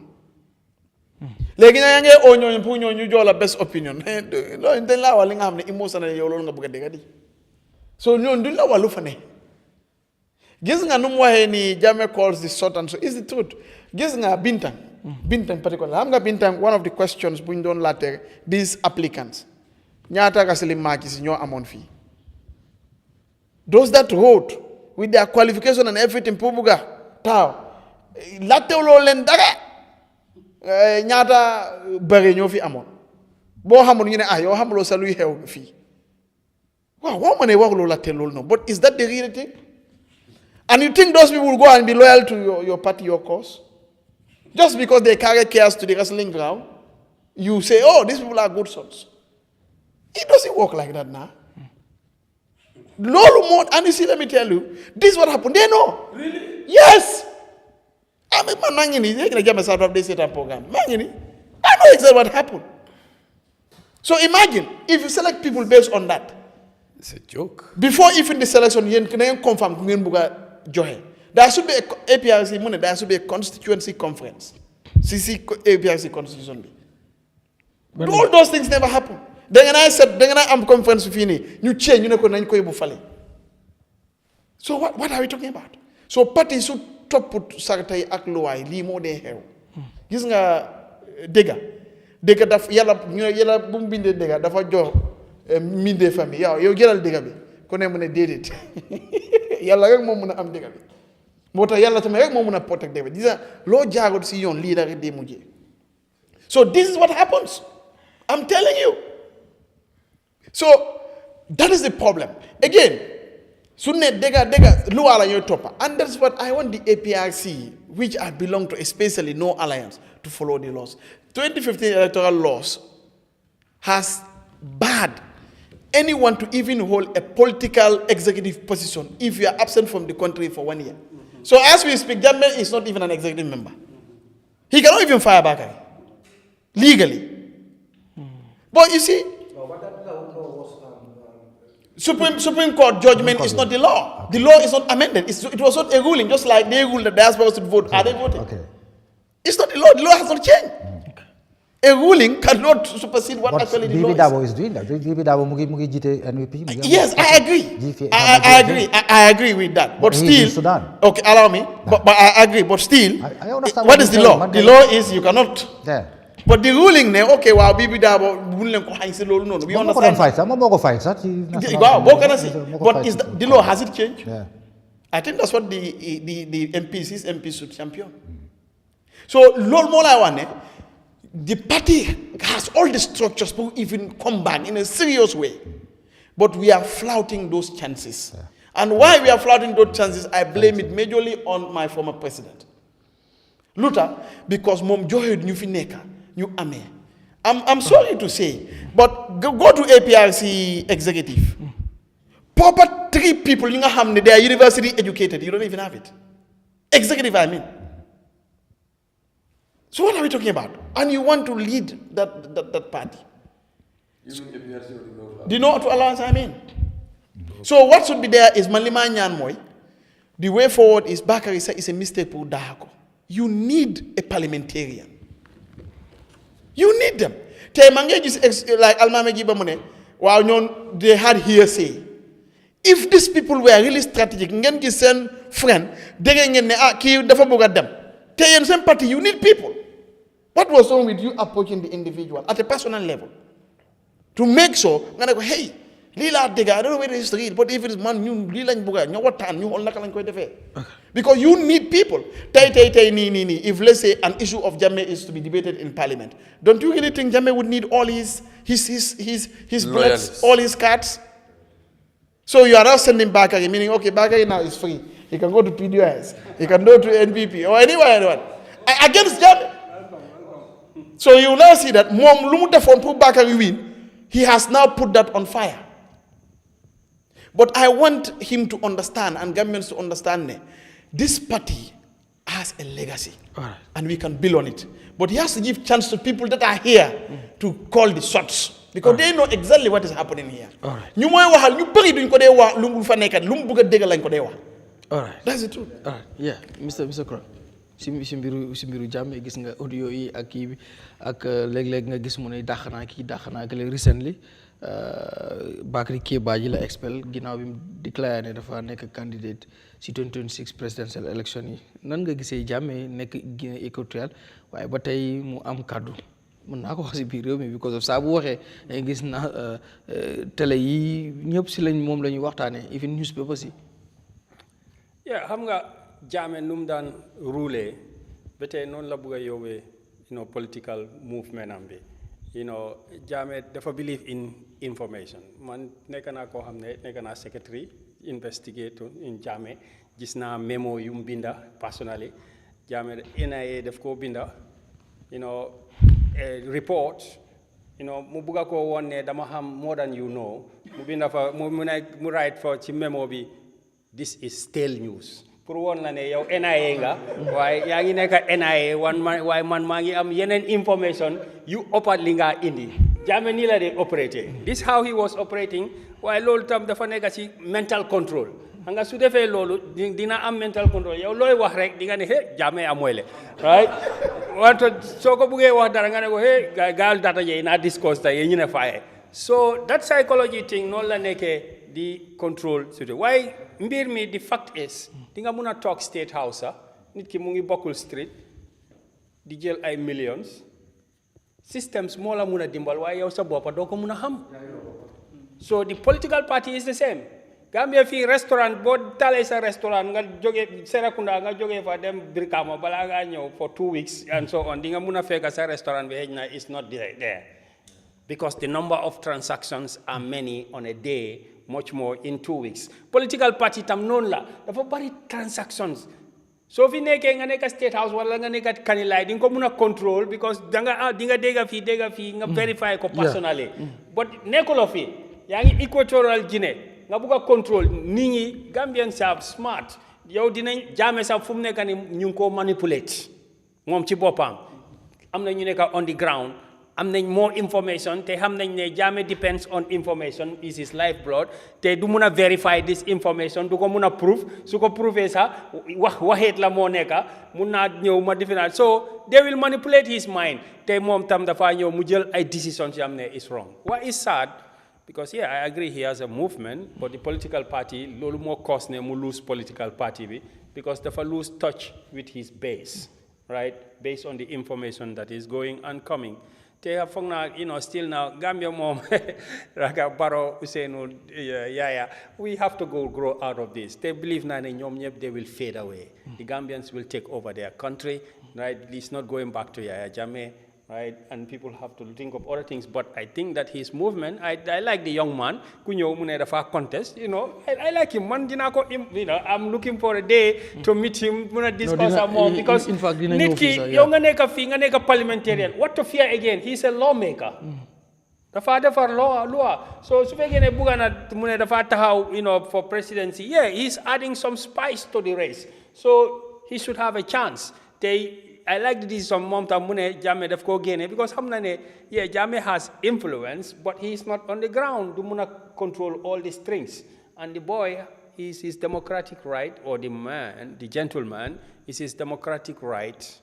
make a contest for anything in this country and he is deciding to go for it yes so political party benn nit su buggee control political party always dafay hot boppam all right thank you mi ngoog unfortunately time bi jeex na tàkk so Mr. Mbow dama lay bàyyi rek nga tàggu Mr. Mbow dama lay tàggu sorry bàyyi la rek nga tàggoo kontaan nañ trop tamit appreciate la nga ñëw di xam ne tamit bii du nekk sa last time si sunu réew incha allah non so bu xawaay kay foog ma ñëwaat foog ma ñëw toogaat dina gën a yaatu sax xam nga Ramadan bi moo tax sax léegi ñu ko waaw thank you so much jërëjëf Mohamed thank you very much Mr. Koren Dr. Koren Ablaye Mr. Bojang Sehu Dieng kontaan naa trop dëgg I think ne foog naa ne ñu ñoo seetaan sax ñoom ñoo gën a kontaan because ñu ngi am a very decent conversation ñu ngi déglu loo xam ne ay xam-xam la yu fay jaar yoo xam ne lu leen di jëriñ la uti naa am naa benn dis bu ma leen seetaan dañu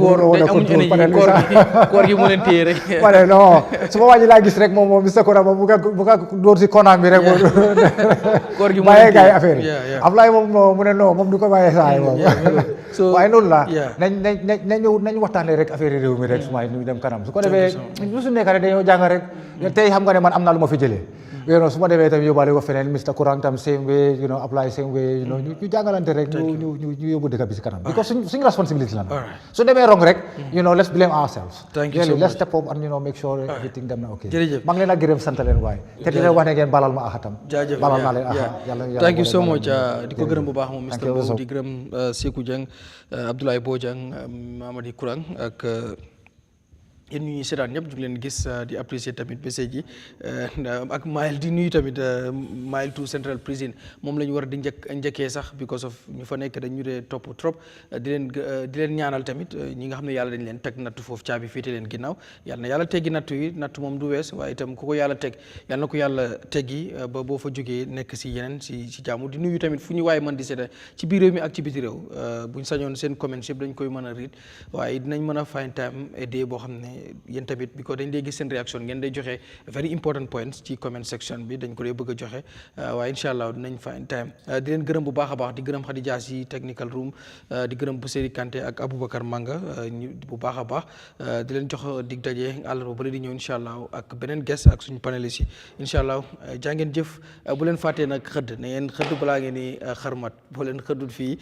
baaxul de ngeen mën a am énergie jaa ngeen jëf ñu fanaan jàmm